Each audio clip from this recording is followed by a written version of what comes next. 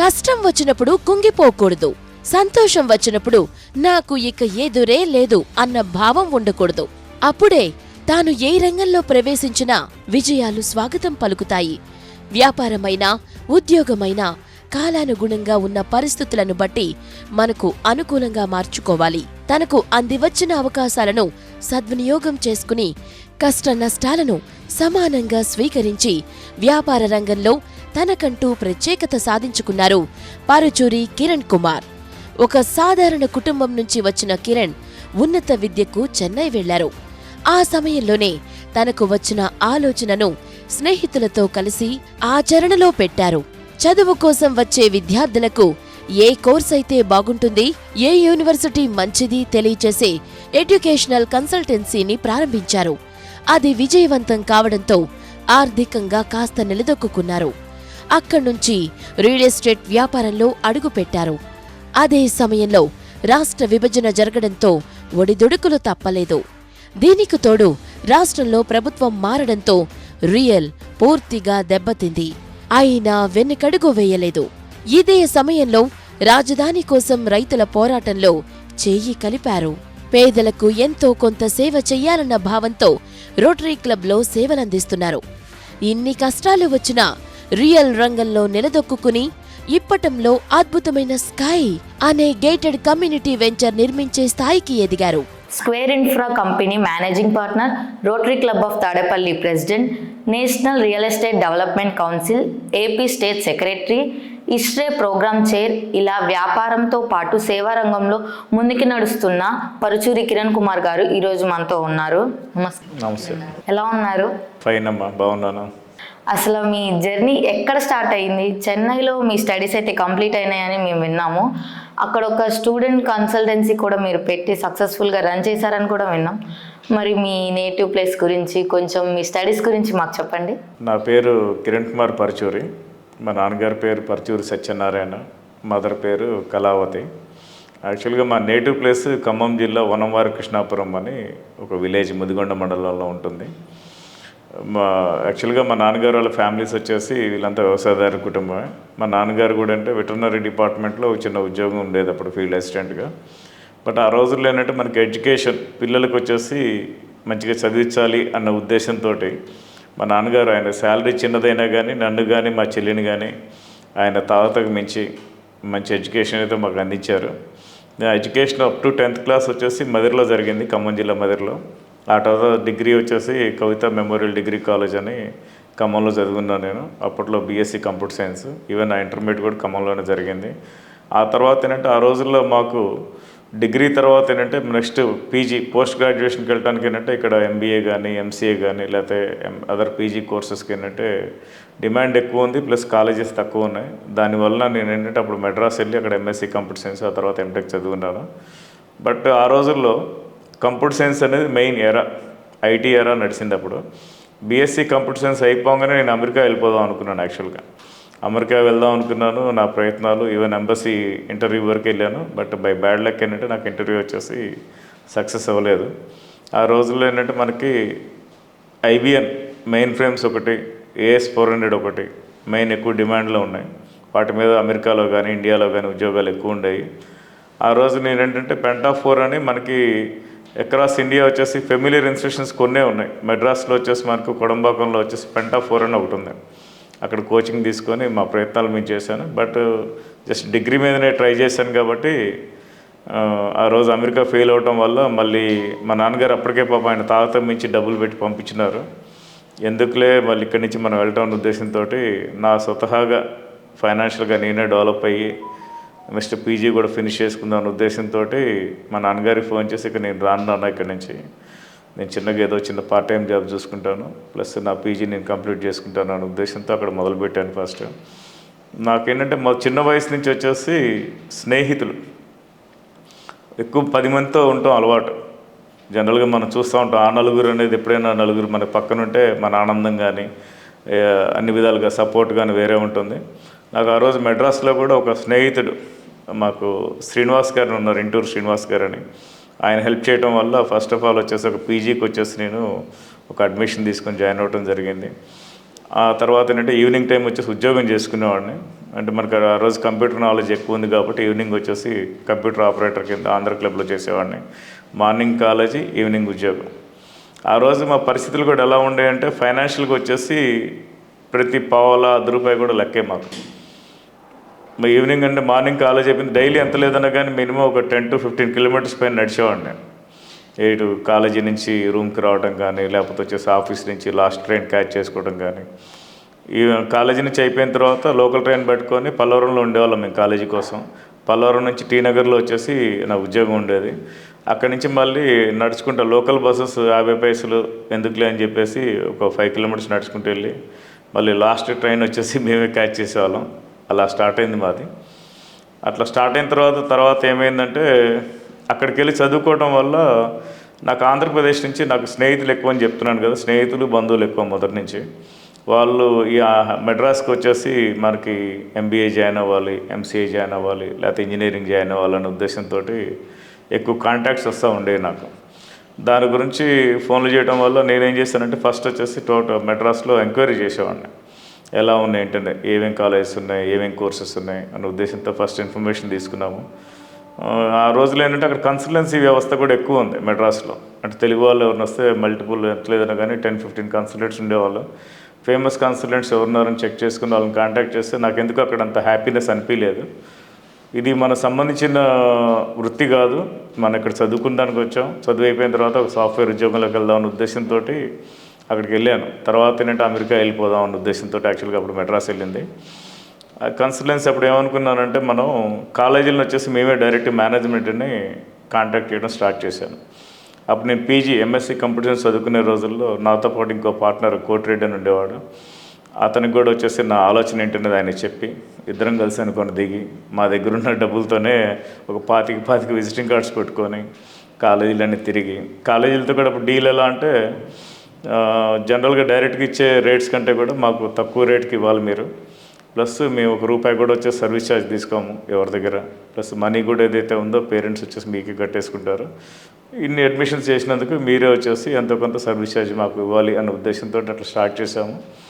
అదే సంవత్సరం పల్లవరంలో ఉన్న రూమ్ కాస్ట్ వచ్చేసి టీ నగర్ పాండీ బజార్ శ్రీకృష్ణ స్వీట్స్ దగ్గర ఒక మంచి ఆఫీస్ తీసుకొని నీట్గా ఎస్టాబ్లిష్ చేసి మల్టిపుల్స్ ఎవ్రీ ఇయర్ ఎంత లేదన్నా కానీ మినిమం ఒక 500 నుంచి 800 ప్లస్ అడ్మిషన్స్ చేసేవాళ్ళం మేము. అట్లా వస్తూ ఉంది, అట్లా చేసుకుంటూ వచ్చాము. చివరికి ఏంటంటే 2012కి వచ్చిన తర్వాత ఈ కన్స్ట్రక్షన్ లైన్లోకి వచ్చినాను నేను. సో సక్సెస్ఫుల్గా ఫస్ట్ స్టెప్ నుంచి సాధిస్తామా లేదా అని పక్కన పెడితే వెళ్ళి సాధించి అయితే వచ్చారు అక్కడికి. ఒక ఏంతో వెళ్ళి కానీ ఇంకో వైపు వెళ్ళారు, సక్సెస్ వైపుకే. కానీ మళ్ళీ సడన్గా ఈ రియల్ ఎస్టేట్లోకి రావాలని ఎలా అనిపించింది? అప్పుడు అమెరికా వెళ్దాం అన్న ఎంబసీలో నాకు ఇంటర్వ్యూ ఫెయిల్ అవటం వల్ల ఒకసారి ఫెయిల్ అయింది ఏంటంటే మనం సాధించే వరకు మనసు వచ్చేసి ప్రశాంతంగా ఉండదు. ఆ తర్వాత నేను మళ్ళీ అమెరికాకు వచ్చేసి నేను అప్లై చేసుకున్న తర్వాత ఎంబసీలో వచ్చి సక్సెస్ అయ్యాను. సక్సెస్ అయినా కానీ మళ్ళీ అమెరికా పైన మనం ఏం చేయాలి, జనరల్గా నాకు మొదటి నుంచి ఏంటంటే చుట్టుపక్కల 10 మంది స్నేహితులు బంధువులు ఇటు కొంచెం ఎక్కువ ఇంటరాక్షన్ ఎక్కువ ఉంటూ ఉంటుంది. ప్లస్ పేరెంట్స్ తోటి వచ్చేసి ఎంత లేదన్నా కానీ రెగ్యులర్గా మంత్లీ 1 or 2 మనం మీట్ అవుతూ ఉన్నాము. అమెరికా పోతే ఎలా ఉంటుందని చెప్పేసి మనకి అమెరికా అప్పుడు H1B వీసా వచ్చినా కానీ ఒక 6 months తర్వాత అమెరికా వెళ్ళి జస్ట్ 3-4 months అసలు అమెరికా అంటే ఎలా ఉందనేది ఒకసారి విజిట్ చేసి మళ్ళీ వచ్చి మా పార్ట్నర్ కోటిరెడ్డితో పాటు ఈ కన్సల్టెన్సీ అప్ టు 2012 వరకు రన్ చేసాం మేము. తర్వాత ఇంకా మాకు పెద్ద పెద్ద institutions like Narayana medical college కానీ, లేకపోతే మమతా మెడికల్ కాలేజ్ కానీ, లేకపోతే వచ్చేసి ఇంకా అదర్ ఇన్స్టిట్యూషన్స్ ప్రెస్టీజియస్ ఇన్స్టిట్యూషన్స్ చైర్మన్స్తో కూడా మంచి పరిచయాలు ఏర్పడున్నాయి. అప్పుడు మమ్మల్ని వాళ్ళు ఆంధ్ర కూడా ఇన్వైట్ చేసినారు. ఇక 2012కి వచ్చేసరికి ఏంటంటే అప్పుడు మేము అనుకున్నది మెయిన్ ఉద్దేశము ఏదైనా ఒక ఇంజనీరింగ్ కాలేజీ లేదంటే ఒక ఫార్మసీ కాలేజీ ఒక ఎడ్యుకేషన్ లైన్లో వద్దామని చెప్పేసి అప్పుడు హైదరాబాదు ఒక ల్యాండ్ బ్యాంకు ఎస్టాబ్లిష్ చేసుకున్నాము. అదేవిధంగా ఇక్కడ విజయవాడలో కూడా వచ్చేసి మేము ల్యాండ్ కొనుక్కున్నాము. బట్ అప్పటికేంటంటే మనకి ఇంజనీరింగ్ కానీ ఫార్మసీ కానీ అదర్ ఇన్స్టిట్యూషన్స్ ఎక్కువైపోయినాయి. కాబట్టి ఏంటంటే ఈ ఇన్స్టిట్యూషన్స్ మనం పెట్టుకున్నా కానీ మనకి పెద్దగా వచ్చేసి ఉపయోగం ఉండదు అన్న ఉద్దేశంతో ఏంటంటే ఆ రోజు ట్రెండింగ్ ఏంటంటే మేము మెడ్రాస్ నుంచి హైదరాబాద్ కూడా ఒక బ్రాంచ్ ఎస్టాబ్లిష్ చేసినాం మేము.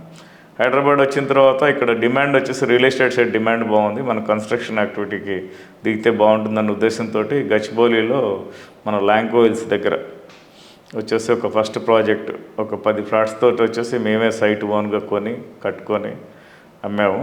అక్కడి నుంచి మనకి కన్స్ట్రక్షన్లోనే కంటిన్యూ చేసుకుంటా తర్వాత ఇటు వచ్చినాము. అక్కడ ఓపెన్ ప్లాట్స్ వేసినాం హైదరాబాద్లో. నెక్స్ట్ కొత్తగూడెం వచ్చేసి ఇప్పుడు ప్రాజెక్ట్ జరుగుతూ ఉంది. అదేవిధంగా వచ్చేసి తాడేపల్లి ఇక్కడ ఇది 11 floors ప్రాజెక్ట్. ఇది 11 floors ప్రాజెక్ట్, అరౌండ్ 200+ అపార్ట్మెంట్స్ ఉంటాయి దీంట్లో. నెక్స్ట్ తాడేపల్లిలో వచ్చేసి చిన్నది ఒక 5 floors బట్ బిగ్ ఫ్లాట్స్, అది కూడా కంప్లీషన్లో ఉంది. ఇలా వచ్చేసి వ్యాపార రంగంలోకి వచ్చిన్నాను నేను. ప్రజెంట్ అయితే రియల్ ఎస్టేట్ కొంచెం డౌన్ అయితే అయింది, అది మీకు కూడా తెలుసు. మరి ఇప్పుడు ఇక్కడ అమరావతి, తాడపల్లి దగ్గరలో ఉన్న రియల్ ఎస్టేట్ తగ్గింది, కానీ మీరు ఇంకా ఇక్కడే ఇందులోనే స్థిరపడైతే ఉన్నారు. మరి ఎట్లా దీన్ని ఓవర్కమ్ చేస్తున్నారు? ఇప్పుడు ప్రజెంట్ సిచ్యువేషన్ ఎలా ఉంది? మీరు అన్నది నిజమే. యాక్చువల్గా 2014లో హైదరాబాద్లో ఉన్న వాళ్ళం కాస్త ఇక్కడ ఆంధ్రప్రదేశ్ స్టేట్ డివిజన్ అయిన తర్వాత అమరావతి అనేది కొత్త రాజధాని వచ్చింది. బై బేస్ అంటే బై స్క్రాప్ నుంచి వచ్చేసి న్యూ సిటీ డెవలప్మెంట్ జరుగుతుంది. ఇక్కడ రియల్ ఎస్టేట్ కానీ లేకపోతే వచ్చేసి రియల్ ఎస్టేట్ పరంగా కూడా వచ్చేసి మనకి మంచి మంచి అవకాశాలు ఉంటాయనే ఉద్దేశంతో ఇటు వచ్చినాం మేము. వచ్చి బాగానే ఒక 3-4 years బాగానే చేసుకున్న తర్వాత కొంచెం అప్పుడప్పుడు ఎస్టాబ్లిష్ అయ్యే టైంలో 2019లో ప్రభుత్వం మారింది. ప్రభుత్వం మారిన తర్వాత ఈ అమరావతి రాజధాని కాస్త ఇప్పుడు వచ్చిన సీఎం గారు జగన్మోహన్ రెడ్డి గారు ఆయన డెసిషన్ మార్చుకోవడం వల్ల బాగానే ఒడిదుడుకులు వచ్చినాయి క్యాపిటల్ పరంగా. కానీ జాగ్రత్తగా మేము చేసుకుంటూ వస్తున్నాము. ఎందుకంటే మాకు అప్పటికే మంచి క్లయింటైల్ ఉంది, క్లయింట్ మనని నమ్ముకొని ఉన్నారు. కాబట్టి వేరే పెద్ద పెద్ద సంస్థలు వచ్చేసి ఇక్కడ మార్కెట్ బాగాలేక వదిలేసి వెళ్ళిపోయినా కానీ మేము కొంచెం వాళ్ళకి అవైలబిలిటీ ఉంటూ 2 years అనుకున్న ప్రాజెక్ట్ వచ్చేసి 3 years కొంచెం డిలే అయినా కానీ క్లయింట్కి ఎక్స్ప్లెయిన్ చేసుకుంటూ జాగ్రత్తగా చేసుకుంటూ వెళ్తున్నాం మేము. ఓకే, ఎలాగో మనం దీని గురించి మాట్లాడుకున్నాం కాబట్టి అసలు ప్రజెంట్ మన పాలిటిక్స్ ఎలా ఉన్నాయని మీరు అనుకుంటున్నారు? ఏపీ పాలిటిక్స్ అంటే నా ఓవరాల్ ఎక్స్పీరియన్స్లో యాజ్ ఏ బిజినెస్ మ్యాన్ నేను చెప్పదలుచుకుంది ఏంటంటే, ప్రభుత్వాలు మారినప్పుడల్లా వచ్చేసి లాస్ట్ గవర్నమెంట్ వచ్చేసి ఒక పాలసీ ప్రకారం ఒక డెసిషన్ తీసుకుంటే, పాలసీ డెసిషన్ మేకింగ్ అంటే వచ్చేసి రాజకీయ నాయకుల జేబులో డబ్బులు వచ్చేసి ఆ పాలసీలో ఇన్వాల్వ్ అవ్వవు. ఏ పాలసీ తీసుకున్నా కానీ మన స్టేట్ గవర్నమెంట్లో పబ్లిక్ మెయిన్, ఇప్పుడు ఆంధ్రప్రదేశ్ రాష్ట్రం ఉందంటే ఎంత లేదన్నా కానీ అరౌండ్ ఒక 5 కోట్ల మంది పైన జనాభా ఉంటారు. ఈ 5 కోట్ల మంది జనాభాకు సంబంధించిన ట్యాక్సెస్ కానీ అదర్ రెవెన్యూస్ బేస్ చేసుకొని మన డెవలప్మెంట్ కోసం వచ్చేసి ప్రభుత్వాలు ఉంటాయి. యాక్చువల్గా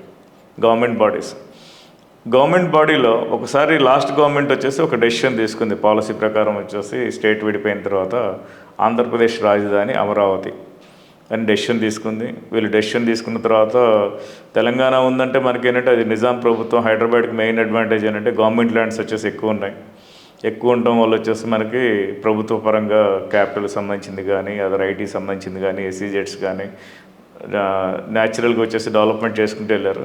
అక్కడ ల్యాండ్ క్రైసిస్ అనేది ఇబ్బంది రాలా అప్పుడున్న గవర్నమెంట్స్కి కంబైన్డ్ ఆంధ్రప్రదేశ్లో. బట్ ఎప్పుడైతే మనం ఇక్కడ స్టేట్ విడిపోయామో ఈ ఆంధ్రప్రదేశ్ ప్రభుత్వానికి వచ్చేసరికి ఏంటంటే గవర్నమెంట్ ల్యాండ్స్ అనేది అవైలబిలిటీ తక్కువ ఉన్నాయి. ప్లస్ ఆ రోజున ప్రభుత్వం ఏమనుకుంది, ఇది చూస్తేనేమో వచ్చేసి లీనియర్ ఉంటుంది స్టేట్. అటుపక్క శ్రీకాకుళం నుంచి ఇటుపక్క అనంతపురం వరకు మీరు చూసుకుంటే ఒకటే లీనియర్ షేప్లో జిల్లాలన్నీ కూడా పక్కన వస్తూ ఉంటాయి లీనియర్ స్టైల్లో. ఇక్కడ మనం చూసుకుంటే అప్పుడున్న రాజధాని అమరావతి, విజయవాడ, గుంటూరు ప్రాంతం అయితే అటుపక్క శ్రీకాకుళం వాళ్ళకి కానీ ఇటుపక్క అనంతపురం నుంచి కానీ రావాలంటే కన్వీనియంట్గా ఉంటుందని చెప్పేసి అప్పుడు సెంట్రల్ గవర్నమెంట్ కూడా శివరామకృష్ణ కమిటీ ఏదో వేసింది. ప్లస్ వచ్చేసి పబ్లిక్ ఒపీనియన్ తీసుకుంది, డెసిషన్ తీసుకున్న తర్వాత ఈ ఏరియాలో వచ్చేసి ల్యాండ్ అవైలబిలిటీ తక్కువగా ఉండటం వల్ల ఈ గవర్నమెంట్ వచ్చేసి ఏంటంటే ల్యాండ్ పూలింగ్ స్కీమ్ అనే ఒక పాలసీతో వచ్చింది అప్పుడున్న ప్రభుత్వం. దానికంటే మన దగ్గర ల్యాండ్ లేనప్పుడు జస్ట్ లైక్ రియల్ ఎస్టేట్ లెక్కనే ఇప్పుడు మేము యాజ్ ఏ బిల్డర్ మా సైట్ ఉంటే మేము వచ్చేసి బిల్డింగ్స్ కానీ లేఅవుట్స్ కానీ డెవలప్ చేస్తూ ఉంటాము. లేదంటే వచ్చేసి వేరే ఎవరి దగ్గర పిల్లర్స్ మీరే ఉన్నారు, మీ దగ్గర ఒక 1 acre ఉంది, 1 acreలో వచ్చేసి మేము ఒక డెవలప్మెంట్ మోడల్ ఒకటి ఇస్తాం. మేము అది 50-50% లేకపోతే 60-40%, ఒక అపార్ట్మెంట్ కడదామా లేకపోతే ఒక లేఅవుట్ వేద్దామా లేకపోతే ఒక విల్లా లేఅవుట్ వేద్దామని. ఇక్కడ గవర్నమెంట్ కూడా ఏం చేసింది last time land pooling scheme కింద అమరావతి వచ్చేసి మేము క్యాపిటల్కి వచ్చేసి మాకు అరౌండ్ ఒక 30,000 అబోవ్ వచ్చేసి మేము ల్యాండ్ ఎక్వైర్ చేస్తాము. డెవలప్మెంట్ మోడల్లో వచ్చేసి ఏదో ఒక పర్సంటేజ్ పెట్టుకొని రైతులకు ఆఫర్ చేసినారు. దానివల్ల సరే ఇతను వచ్చేసి చంద్రబాబు నాయుడు గారు అప్పుడు మినిస్టర్ ఈయన విజన్ 2020 సక్సెస్ అయ్యాడు, ప్లస్ హైటెక్ సీఎం అని కూడా మంచి పేరు ఉంది. హైదరాబాద్ ఎలా అభివృద్ధి చేశాడు, నెక్స్ట్ రిమైనింగ్ ఆంధ్రప్రదేశ్ ఎలా అభివృద్ధి చేశారు అనేది ప్రజలు చూసినారు. ఆ నమ్మకంతో వచ్చేసి ఆ రోజు దాదాపు 33,000 ఎకరాల పైకి వచ్చేసి రైతులు భూములు ఇచ్చినారు. నిజంగా అది వండరే. మన ప్రపంచవ్యాప్తంగా ఎక్కడ మనం చూసుకున్నా కానీ, లైక్ డెవలప్డ్ కంట్రీస్, అమెరికా లాంటి కంట్రీస్ చూసుకున్నా కానీ మీరు, మనకంటే ల్యాండ్ బ్యాంక్ ఎక్కువ. అటువంటి ప్లేసుల్లో కూడా వచ్చేసి ఈ స్కీమ్స్ సక్సెస్ అవ్వాల. బట్ ఇక్కడ రాజధాని రైతులు, ముఖ్యంగా ఈ అమరావతి రైతులు ఏంటంటే ముందు చూపుతోటి ఆయన మీద నమ్మకమే కానివ్వండి, ప్లస్ వచ్చేసి వాళ్ళ ప్రాంతం కూడా వచ్చేసి బాగా డెవలప్ అవుతుంది, వాళ్ళ పిల్లల భవిష్యత్తు బాగుంటుంది, ప్లస్ ఆంధ్రప్రదేశ్ రాజధాని కోసం వచ్చేసి మేము భూములు ఇస్తున్నాము అన్న ఒక సదుద్దేశంతో వచ్చేసి వాళ్ళు ఇచ్చినారు. ఇదంతా ఓవరాల్గా ఏంటి, ల్యాండ్ పూలింగ్ స్కీమ్ అనేది ఒక పాలసీ డెసిషన్. అప్పుడు గవర్నమెంట్, ఈ సీఎం అనేది ఎవరైనా మారచ్చు. జనరల్గా మీరు చూస్తే వచ్చేసి ఇప్పుడు చంద్రబాబు నాయుడు గారు ఉన్నారు, రేపు రాజశేఖర రెడ్డి గారు ఉన్నారు, రేపు సమెక్స్ పవన్ కళ్యాణ్ గారు వచ్చేసి సీఎం కావచ్చు. బట్ ప్రభుత్వాలు మారినప్పుడల్లా వచ్చేసి పాలసీని వచ్చేసి డిస్టర్బ్ చేయకూడదు. ఇప్పుడు మీరు చూస్తున్నారు, లైక్ వచ్చేసి మనకి అదర్ స్టేట్స్ మనం చూస్తున్నాం. తమిళనాడే ఉంది మన పక్క రాష్ట్రం. అక్కడ కూడా వచ్చేసి డిఎంకే కానీ ఏఐడిఎంకే కానీ పొలిటికల్ పార్టీస్ ఉన్నాయి. ఈ పొలిటికల్ పార్టీస్ ఎప్పుడైనా కానీ వాళ్ళ మధ్యలో వాళ్ళు కొట్టుకు చేస్తారులే, కానీ స్టేట్ డెవలప్మెంట్కి వచ్చేసరికి ఏంటంటే ఆ స్టేట్ పరంగా మీకు డెవలప్మెంట్ ఇండస్ట్రీస్ పరంగా కానీ లేదా అదర్ డెవలప్మెంట్ పరంగా కానీ ఎక్కడ డిస్టర్బెన్స్ రానిరు. ఇక్కడ ఏమవుతుంది, రాజకీయ నాయకులు ఇక్కడ ఆంధ్రప్రదేశ్కి వచ్చేసరికి మేము చూసింది ఏంటంటే, స్టేట్ డివిజన్ అప్పుడు హైదరాబాద్ మనం చూసినాం. అక్కడేంటి ప్రాంతపరంగా వచ్చేసి అప్పుడు కేసీఆర్ గారు సపరేట్ స్టేట్ అని ఆయన పొలిటికల్ ఎంప్లాయ్మెంట్ కోసం, అంతే కదా, రాజకీయ నిరుద్యోగం కోసం ఆయన వచ్చేసి అప్పుడు ఒక స్టేట్ బైఫర్కేషన్ అనేది ఒకటి తీసుకొచ్చినారు, సపరేట్ తెలంగాణ అని పాలసీ. దానివల్ల అప్పుడు వచ్చేసి అరౌండ్ ఒక మన స్టేట్ అంతా ఒక 10 years వచ్చేసి బాగా సఫర్ అయి ఉన్నాం మనం. ఆ తర్వాత ఇక్కడ స్టేట్ విడిపోయింది. స్టేట్ విడిపోయిన తర్వాత వీళ్ళు క్యాపిటల్ అనౌన్స్ చేసుకున్నారు, రైతులు వచ్చి భూములు ఇచ్చినారు, వీళ్ళు ఒక ల్యాండ్ పూలింగ్ స్కీమ్ అని ఒక పాలసీ డెవలప్ చేసుకున్నారు.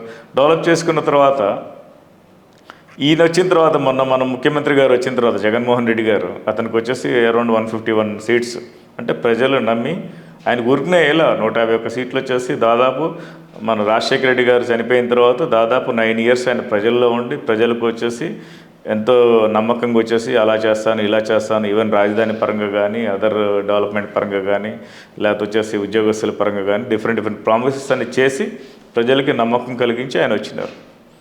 వచ్చిన తర్వాత వీళ్ళు ఏంటంటే ఈ పొలిటికల్ పార్టీస్ అనేది ఒకరి మీద ఒకరు కక్షలతో వచ్చేసి పాలసీస్, చంద్రబాబు నాయుడు వచ్చేసి ఆ రోజు అమరావతి క్యాపిటల్ చేసినాడు అని చెప్పేసి దీన్ని ఆపేసి నేను 3 ప్రాంతాల్లో 3 రాజధానులు అంటే ఆటోమేటిక్గా ఏమైపోయింది, రియల్ ఎస్టేట్ అనేది కుప్పకూలిపోయింది. ఇప్పుడు మాలాంటి ప్రాజెక్టే మేము చూసుకుంటే మాకు దాదాపు ఒక 50-60 కోట్లు క్యాలిక్యులేషన్లో వాల్యుయేషన్ వచ్చేసి ఆవిరైపోయింది. మీరు అట్లా ఓవరాల్గా అమరావతి మొత్తం మీరు చూసుకున్నారంటే లెక్కేసుకుంటే ఎంత లేదన్నా కానీ ఒక 5 లక్షల కోట్ల నుంచి 10 లక్షల కోట్లు వాల్యుయేషన్ అనేది ఆవిరైపోయింది. ఈ రియల్ ఎస్టేట్లో ఎప్పుడైనా కానీ మనకి మా ప్రాజెక్టే తీసుకున్నాం అంటే మనం లెటర్ సపోజ్ ఒక క్లయింట్ వచ్చేసి 1 లక్ష రూపాయలు పెట్టి ప్రాపర్టీ కొనుక్కున్నాడంటే ఒక హౌసింగ్ ప్రాజెక్టు, దాంట్లో మీకు దాదాపు ఏంటంటే ఒక 35 to 40% వచ్చేసి స్టేట్కి కానీ సెంట్రల్ కానీ రెవెన్యూ వస్తుంది. మీకు జీడిపిలో కూడా వచ్చేసి బిగ్గెస్ట్ ఆఫ్టర్ అగ్రికల్చర్ వచ్చేసి మేజర్ రోల్ ప్లే చేసేది ఏంటి అంటే దాదాపు 10 లక్షల కోట్లు రియల్ ఎస్టేటే ఉంటుంది మనకి, ఏది అక్రాస్ ఇండియా మనం చూసుకుంటే. అటువంటి రియల్ ఎస్టేట్ అంటే ఇది ఒక్కటే కాదు, కమర్షియల్ ఉంటుంది, రెసిడెన్షియల్ ఉంటుంది, దీని మీద డిపెండ్ అయ్యి వచ్చేసి నెంబర్ ఆఫ్ ఇండస్ట్రీస్ ఉంటాయి. మీకు టైల్స్ చూసుకున్నా కానీ లేకపోతే ఇటువంటి కర్టెన్స్ చూసుకున్నా కానీ విండోస్ చూసుకున్నా కానీ అదర్ బిల్డింగ్ మెటీరియల్స్ చూసుకున్నా కానీ మీకు ancillary industries more than 150-200 industries వచ్చేసి మన మీద ఆధారపడి ఉంటాయి. అంటే అటు పక్క మ్యానుఫ్యాక్చరింగ్ ప్లస్ డైలీ లేబర్, మా దగ్గర డిపెండ్ అయ్యే లేబర్ ఉంటారు చూసారా, మెయిన్ మన చదువుకున్న వీళ్ళందరూ వచ్చేసి పాప ఎంప్లాయ్మెంట్ లైక్ ఐటీ ఉద్యోగం లేకపోతే అదర్ ఎంప్లాయ్మెంట్కి వెళ్ళిపోతారు. ఈ డైలీ లేబర్ ఏంటి, ఈ రియల్ ఎస్టేట్లో వచ్చేసి వాళ్ళు రోజువారీ పని చేసుకుంటే కానీ ఆడ కుటుంబం నడవదు. మా దగ్గర ఎంత లేదన్నా కానీ మా ప్రాజెక్ట్కి చూసుకుంటే ఎంత లేదన్నా కానీ మినిమం 200-300 మంది మినిమం పని చేస్తూ ఉంటారు. వీళ్ళందరూ ఇబ్బంది పడ్డారు పాలసీ మేకింగ్లో డెసిషన్ వల్ల. కాబట్టి ఇటువంటి ఇబ్బందులు లేకుండా పోతే బాగుంటుందనేది చెప్పేసి మా ఉద్దేశం. తీసుకునే డెసిషన్ ఎవరికి హామ్ చేయకుండా ఉంటే బాగుంటుంది. ఇప్పుడు వన్ థింగ్ ప్రజలు ఎప్పుడైనా ఒకటి గుర్తుంచుకోవాల్సింది ఏంటంటే మెయిన్ ముఖ్యంగా పొలిటీషియన్స్ ఎవరున్నా కానీ వాళ్ళని వచ్చేసి మనం గెలిపించి వచ్చేసి ఆ పదవిలో కూర్చోబెట్టామంటే వాళ్ళ జేబులోంచి ₹1 కూడా ఖర్చు పెట్టరు. వాళ్ళ యజమాయిషి చేసేది ఏంటి అంటే మన ప్రభుత్వానికి ప్రజలు కట్టే పన్నుల మీదనే. అంటే వీళ్ళు చేయాల్సిందంటే జవాబుదారీగా ఉండాలి. అంటే ఏంటి, వాళ్ళ పని వచ్చేసి అడ్మినిస్ట్రేషన్ అంతా సిస్టమేటిక్గా జరగాలి, ప్లస్ అభివృద్ధి పదంలో నడిపించాలి. 10 మందికి వచ్చేసి ఎంప్లాయ్మెంట్ పరంగా కానీ డెవలప్మెంట్ పరంగా కానీ అభివృద్ధి చేసే మార్గంలో ఉండాలి, కానీ ఇలా చేయకూడదు. ఇప్పుడు ఎందుకు మీకు అమరావతి పరంగా చూసుకుంటే మీకు 33,000 ఎకరాలు వచ్చేసేమో రైతులు భూములు ఇచ్చినారు, plus other government lands, even forest department land కూడా సెంట్రల్ గవర్నమెంట్కి రిక్వెస్ట్ చేసుకొని అంత ల్యాండ్ కలిపి అరౌండ్ 15,000 ఏకర్స్, దాదాపు 50,000 ఎకరాలు. దాని లేఅవుట్ ప్లానింగ్ కూడా ఎలా చేసినారు, మీకు ఇటుపక్క మనకి ఫేమస్ ఆర్కిటెక్ట్స్ని మీకు నార్మన్ ఫోస్టర్ కాడ నుంచి, లేకపోతే సింగపూర్ కాడ నుంచి, మలేషియా కాడ నుంచి డిఫరెంట్ ఇంజనీర్స్ని అంతా పిలిచి మనకు ప్లాన్ చేసుకుని ఒక లేఅవుట్ డెవలప్ చేసినారు. దానికి కూడా అరౌండ్ 9 క్లస్టర్స్ డెవలప్ చేసుకున్నారు. దాంట్లో కూడా మీకు 9 క్లస్టర్స్ ఏంటి, దాంట్లో వచ్చేసి గవర్నమెంట్ అడ్మినిస్ట్రేటివ్ క్యాపిటల్ అంటాం మనం. అడ్మినిస్ట్రేటివ్ అసలు రాజధాని అంటే మీనింగ్ ఏంటి, జనరల్గా ఈయన వచ్చేసి ఒక 3 రాజధానులు అన్నారు. ఆయన అన్నదేంటి, లెజిస్లేటివ్ క్యాపిటల్ ఒకటి అన్నాడు, నెక్స్ట్ ఎగ్జిక్యూటివ్ క్యాపిటల్ ఒకటి అన్నాడు, తర్వాత జ్యుడిషియల్ క్యాపిటల్ అన్నారు. అసలు క్యాపిటల్ అంటేనే 3 విభాగాలు కదా. అంటే మనకేంటి, ఒక రాజధాని అంటే ఒక స్టేట్ హెడ్ క్వార్టర్, ఒక స్టేట్కి అయితేనేమో స్టేట్ క్యాపిటల్ వచ్చేసి స్టేట్ హెడ్ క్వార్టర్ అవుతుంది. ఒక భారతదేశానికి మనం తీసుకుంటే మనకి స్టేట్ హెడ్ క్వార్టర్ వచ్చేసి మనకి ఢిల్లీలోనే ఉంటాయి కదా. మనకి పార్లమెంట్ ఉన్న అక్కడే ఉంటుంది, లేకపోతే వచ్చేసి మీకు సుప్రీంకోర్టు ఉన్న అక్కడే ఉంటుంది, నెక్స్ట్ అదర్ సెక్రటేరియట్ బిల్డింగ్స్ ఉన్నా కానీ అక్కడే ఉంటాయి మీకు. అది ఇక్కడ కూడా ఏంటి, మీకు ఈ 3 కూడా ఒకసారి ఎందుకు ఉండాలనేది కూడా ఒకసారి ప్రజలు గుర్తించాలి. జనరల్గా మనకి ఇప్పుడు మనమే ఉన్నాము, ఈ పాలసీ పరంగా వచ్చేసి ప్రభుత్వాలు నిర్ణయాలు తీసుకుంటాయి.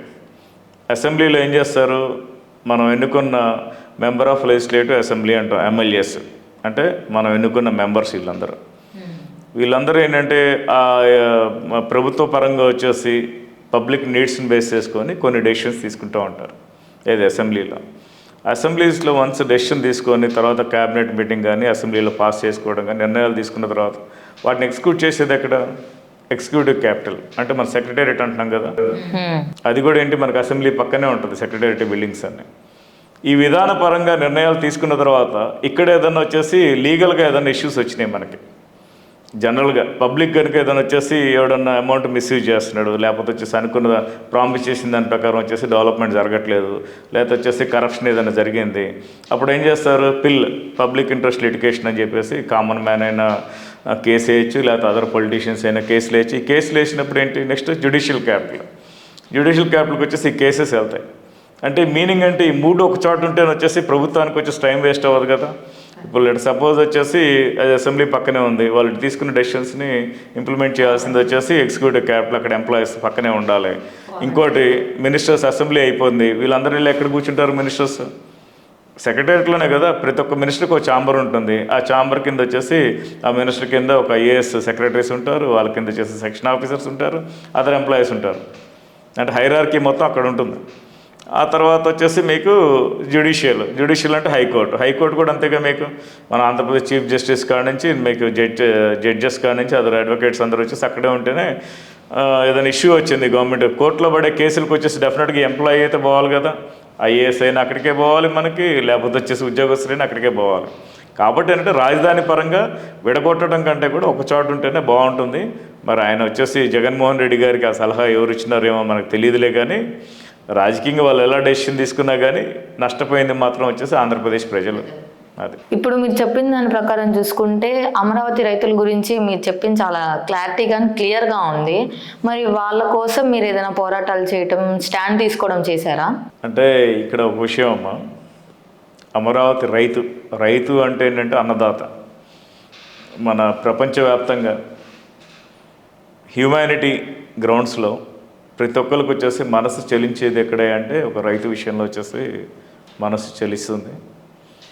ఇక్కడ మేము జనరల్గా రియల్ ఎస్టేట్ వ్యాపారంలో ఉన్నా కానీ అంతిమంగా ఏంటంటే మేము బిజినెస్ పరంగా మేము అందరం నష్టపోయాము.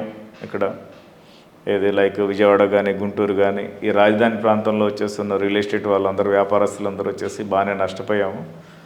బట్ అయినా కానీ ఏంటంటే పాపం రైతులు రాష్ట్రం కోసం భూములు ఇచ్చినారు కదా, వీళ్ళు అన్యాయం అయిపోకూడదు అన్న ఉద్దేశంతో ఏంటంటే అమరావతి పరిరక్షణ సమితి అని చెప్పేసి దానికి కూడా మా బిల్డర్స్ అందరూ కలిసి, నాట్ ఓన్లీ బిల్డర్స్, కార్మిక కర్షక వర్తక వ్యాపారస్తులందరూ దాదాపు ఒక 50 అసోసియేషన్స్ మీకు దాంట్లో లారీ ఓనర్స్ ఉన్నారు, రైతు సంఘాలు ఉన్నాయి, నెక్స్ట్ వచ్చేసి మీకు డిఫరెంట్ బిజినెస్ పీపుల్ ఉన్నారు.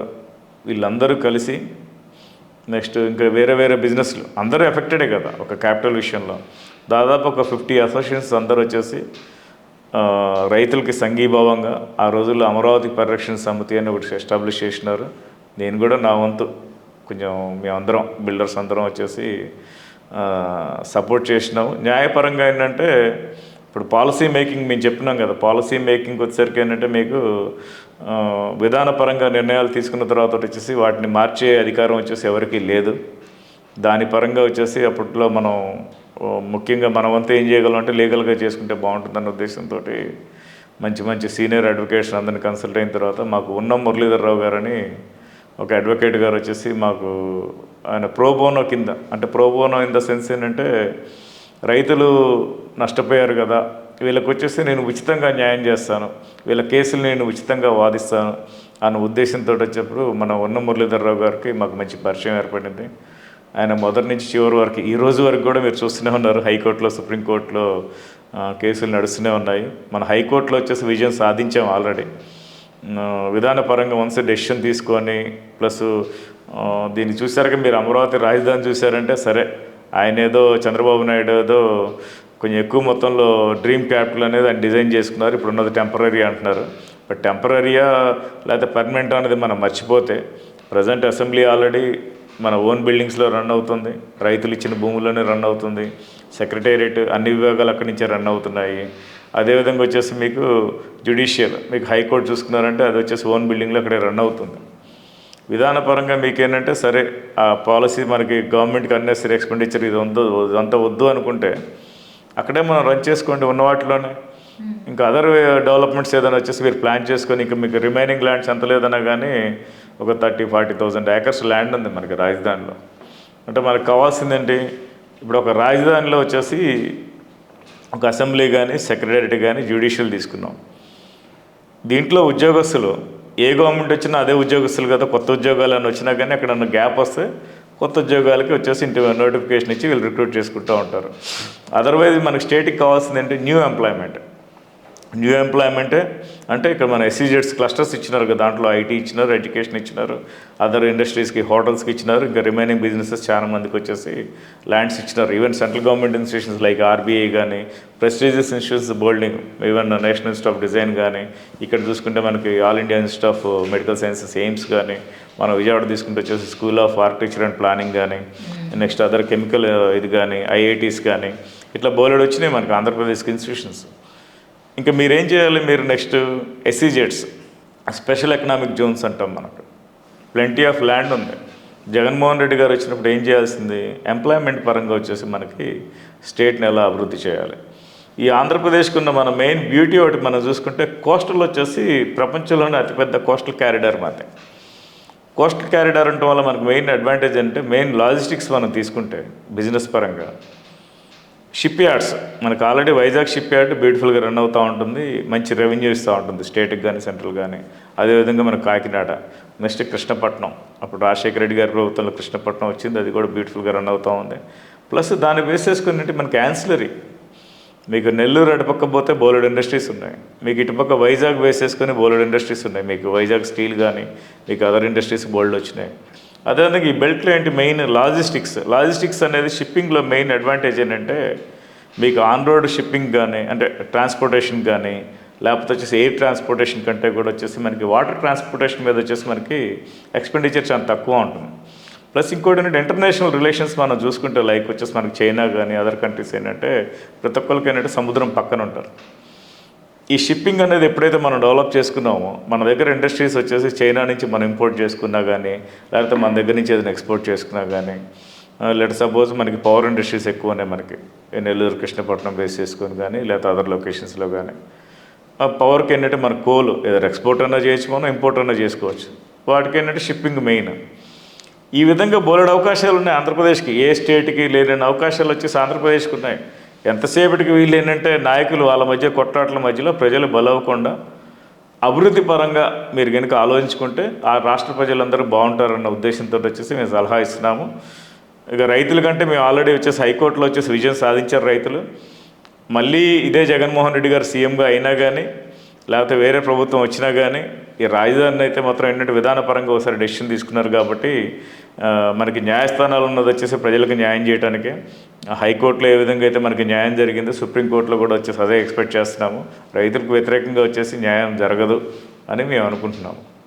ఓకే, ఇప్పుడు ఈ పాలిటిక్స్, రియల్ ఎస్టేట్ పక్కన పెడితే మీరు నార్మల్గా ఈ సేవా కార్యక్రమాల్లో కూడా బాగా యాక్టివ్గా ఉంటారని మాకు తెలిసింది. ఇప్పుడు ప్రెసిడెంట్ రోటరీ క్లబ్ ఆఫ్ తాడేపల్లిలో మీరు ప్రెసిడెంట్గా ఉన్నారు. మరి మీ ఫీలింగ్ ఎలా ఉంది? అసలు అక్కడ మీరు ఎలా వర్క్ చేస్తున్నారు, ఏంటి?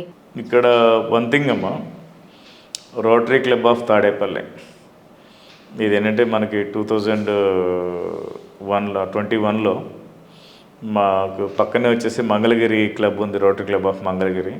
వాళ్ళు స్పాన్సర్ చేస్తున్నారు దీన్ని. స్పాన్సర్ చేసినప్పుడు అప్పుడు వచ్చేసి మాకు చార్టర్డ్ ప్రెసిడెంట్ వచ్చేసి జంగాల వెంకటేష్ ఉన్నారు. జంగాల వెంకటేష్ వచ్చేసి నాకు మంచి ఫ్రెండ్షిప్ ఉంది నాకు.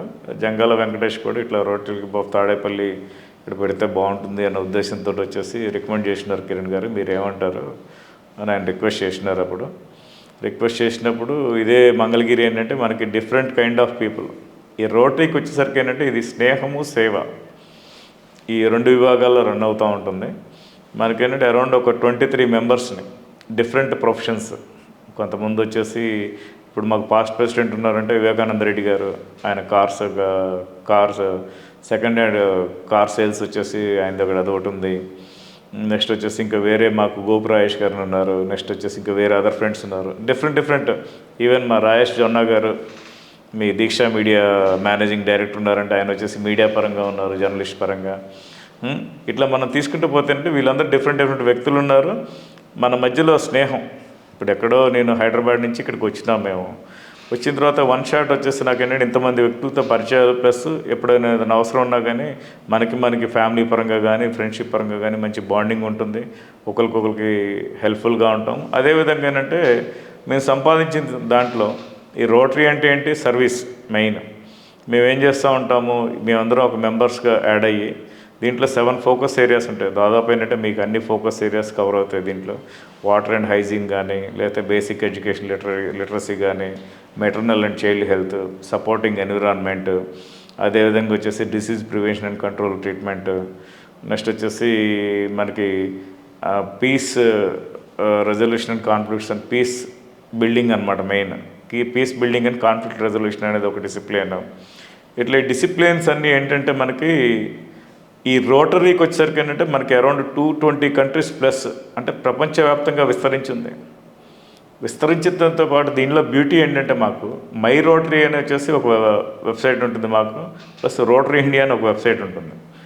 రోటరీ ఇండియాలో ఏంటంటే మాకు ఇండియా మొత్తం ఎక్కడెక్కడైతే రోటరీ క్లబ్స్ ఉన్నాయో వాటికి సంబంధించిన వ్యక్తులందరూ మాకు పరిచయాలు ఉంటాయి. ఈవెన్ మై రోటరీకి వెళ్ళామంటే ప్రపంచవ్యాప్తంగా మనకి ఏదైనా కంట్రీ వచ్చేసి మనం మనసులో అనుకున్నామంటే డెఫినెట్గా అక్కడ వచ్చేసి ఈవెన్ మీరు పాకిస్తాన్ పోయినా, ఆఫ్ఘనిస్తాన్ పోయినా కూడా కంపల్సరీ రోటరీ క్లబ్ అనేది ఉంటుంది.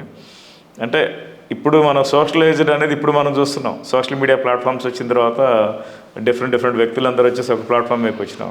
బట్ ఎప్పుడో 1905లో అమెరికా చికాగోలో స్టార్ట్ చేసిన రోటరీ సంస్థ అంచెలంచెలుగా వెదిగి అక్రాస్ ద వరల్డ్ వచ్చేసి దాదాపు 52,000 క్లబ్లు ఉన్నాయి. దీంట్లో 52,000 క్లబ్లు, దాదాపు ఏంటంటే ఒక 15 లక్షల మంది వచ్చేసి మెంబర్స్ ఉంటారు దీంట్లో. 15 లక్షల మంది మెంబర్స్ ఉంటారు దీంట్లో. ఇట్లా వచ్చేసి రోటరీ పరంగా ఏంటంటే మన ఫ్రెండ్షిప్తో పాటు సమాజానికి నేను ఇందా చెప్పాను కదా 7 ఫోకస్ ఏరియాస్. మన తాడేపల్లి విషయానికే చూసుకుందాం మనం. వెంకటేష్ జంగాల గారి పీరియడ్ నుంచి, తర్వాత మన వివేకానంద గారి పీరియడ్, తర్వాత నా పీరియడ్.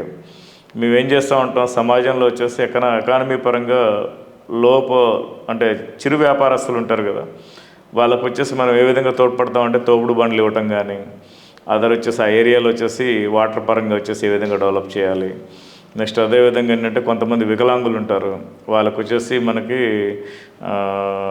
మన వీల్ చైర్స్ ఇచ్చినాము. అదేవిధంగా ఏంటంటే మనకి గవర్నమెంట్ స్కూల్స్ ఉన్నాయంటే వాళ్ళకి వచ్చేసి మనకి బుక్స్ ఇవ్వటం కానీ, నెక్స్ట్ డిజిటల్ క్లాస్ రూమ్స్ కూడా మేము ఇచ్చినప్పుడు ఏంటంటే లేటెస్ట్ జనరేషన్ వచ్చేసి digital class rooms, basic education literacy. అదేవిధంగా డిసీజ్ ప్రివెన్షన్ అండ్ కంట్రోల్ కింద ఏంటంటే మనకి హెల్త్ క్యాంప్స్, మెడికల్ క్యాంప్స్ కూడా బాగా కండక్ట్ చేస్తూ ఉంటాము.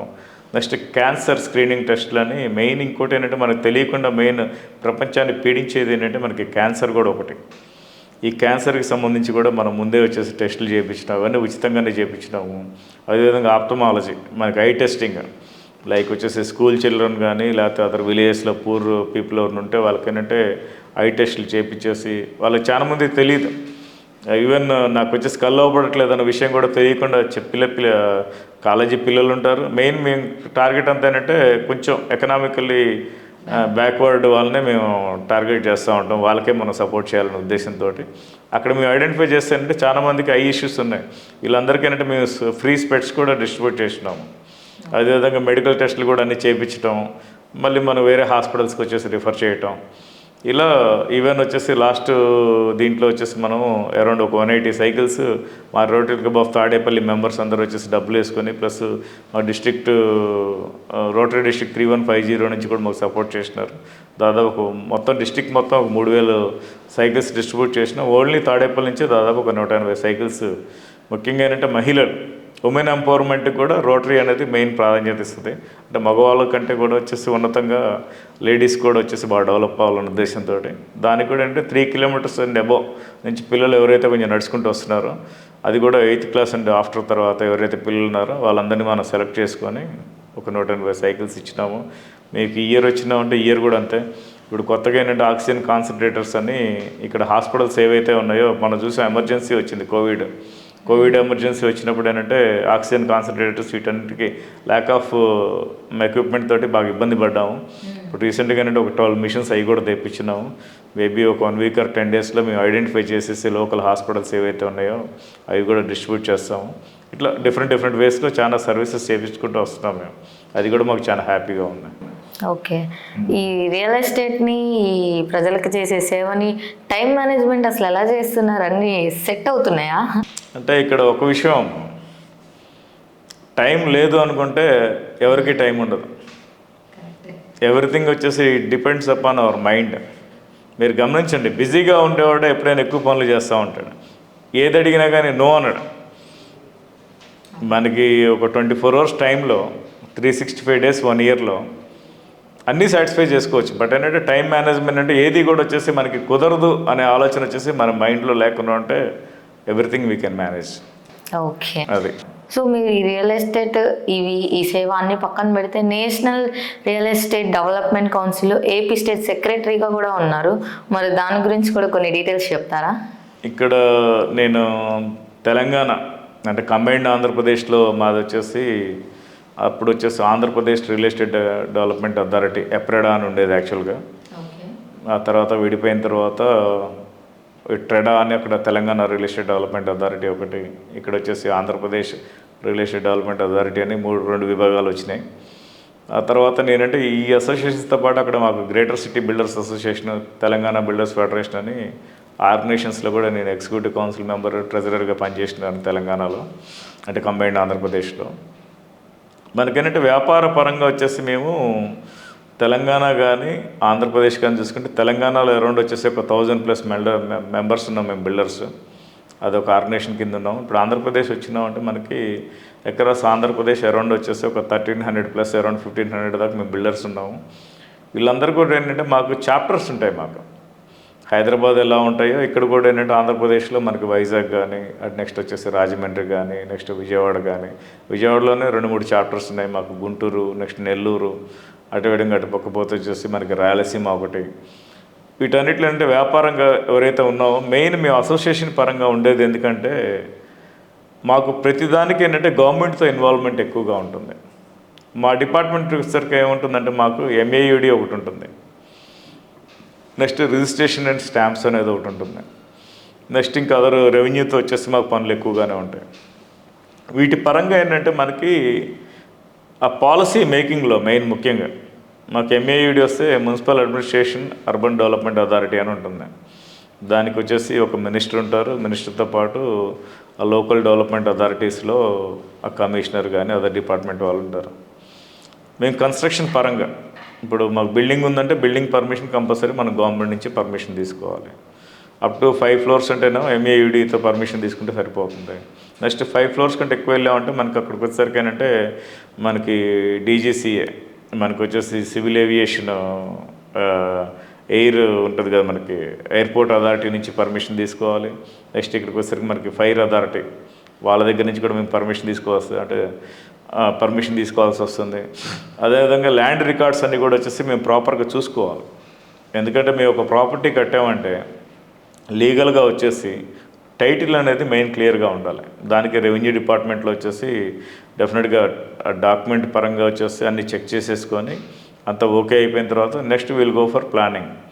మాకు ఇక్కడ ఆర్కిటెక్ట్స్ ఉంటారు, సివిల్ ఇంజనీర్స్ ఉంటారు, ప్లానింగ్ అంతా గీసుకుంటాం. అది కూడా ఏంటి, ప్లానింగ్ వచ్చేసి MAUD నామ్స్ ప్రకారం వచ్చేసి మనం పర్మిషన్ కోసం అప్లై చేసుకొని దాని ప్రకారం మనం చేసుకుంటాం. దీంట్లో ఏంటంటే పాలసీ మేకింగ్ ఏంటంటే ఎవరి జీవోస్ ఉంటాయి, గవర్నమెంట్ ఆర్డర్స్ అని ఉంటాయి. దాంట్లో as per the local conditions base చేసుకొని ఏదైనా మాకు ఇష్యూస్ వచ్చినాయి అనుకోండి, కన్సర్న్స్, మేము అసోసియేషన్ పరంగా మాకు రిప్రజెంటేషన్ పరంగా వచ్చేసి మేము గవర్నమెంట్కి తెలుపుతూ ఉంటాం. మేము దానిపై సానుకూలంగా వచ్చేసి నిజంగానే డెవలప్మెంట్ పరంగా కానీ లేకపోతే మనం ఏ పాలసీ తీసుకొచ్చినా కానీ పబ్లిక్ వచ్చేసి అడ్వాంటేజ్ ఉండాలి అన్న ఉద్దేశంతో వచ్చేసి మనం చేస్తూ ఉంటాం. ఈ అసోసియేషన్ పరంగా పాలసీకి సంబంధించిన డెసిషన్స్ అన్ని మేము తీసుకుంటూ ఉంటాం ఈ డిపార్ట్మెంట్స్ అన్నిటితోటి. అందుకనే ఆ ప్లాట్ఫామ్స్ అనేది కంపల్సరీ మాకు అవసరం. అంతకుముందు మేము చెప్పాను కదా మీకు, ఎప్రెడా ఉందని చెప్పాను, ట్రెడా ఉందని చెప్పాను.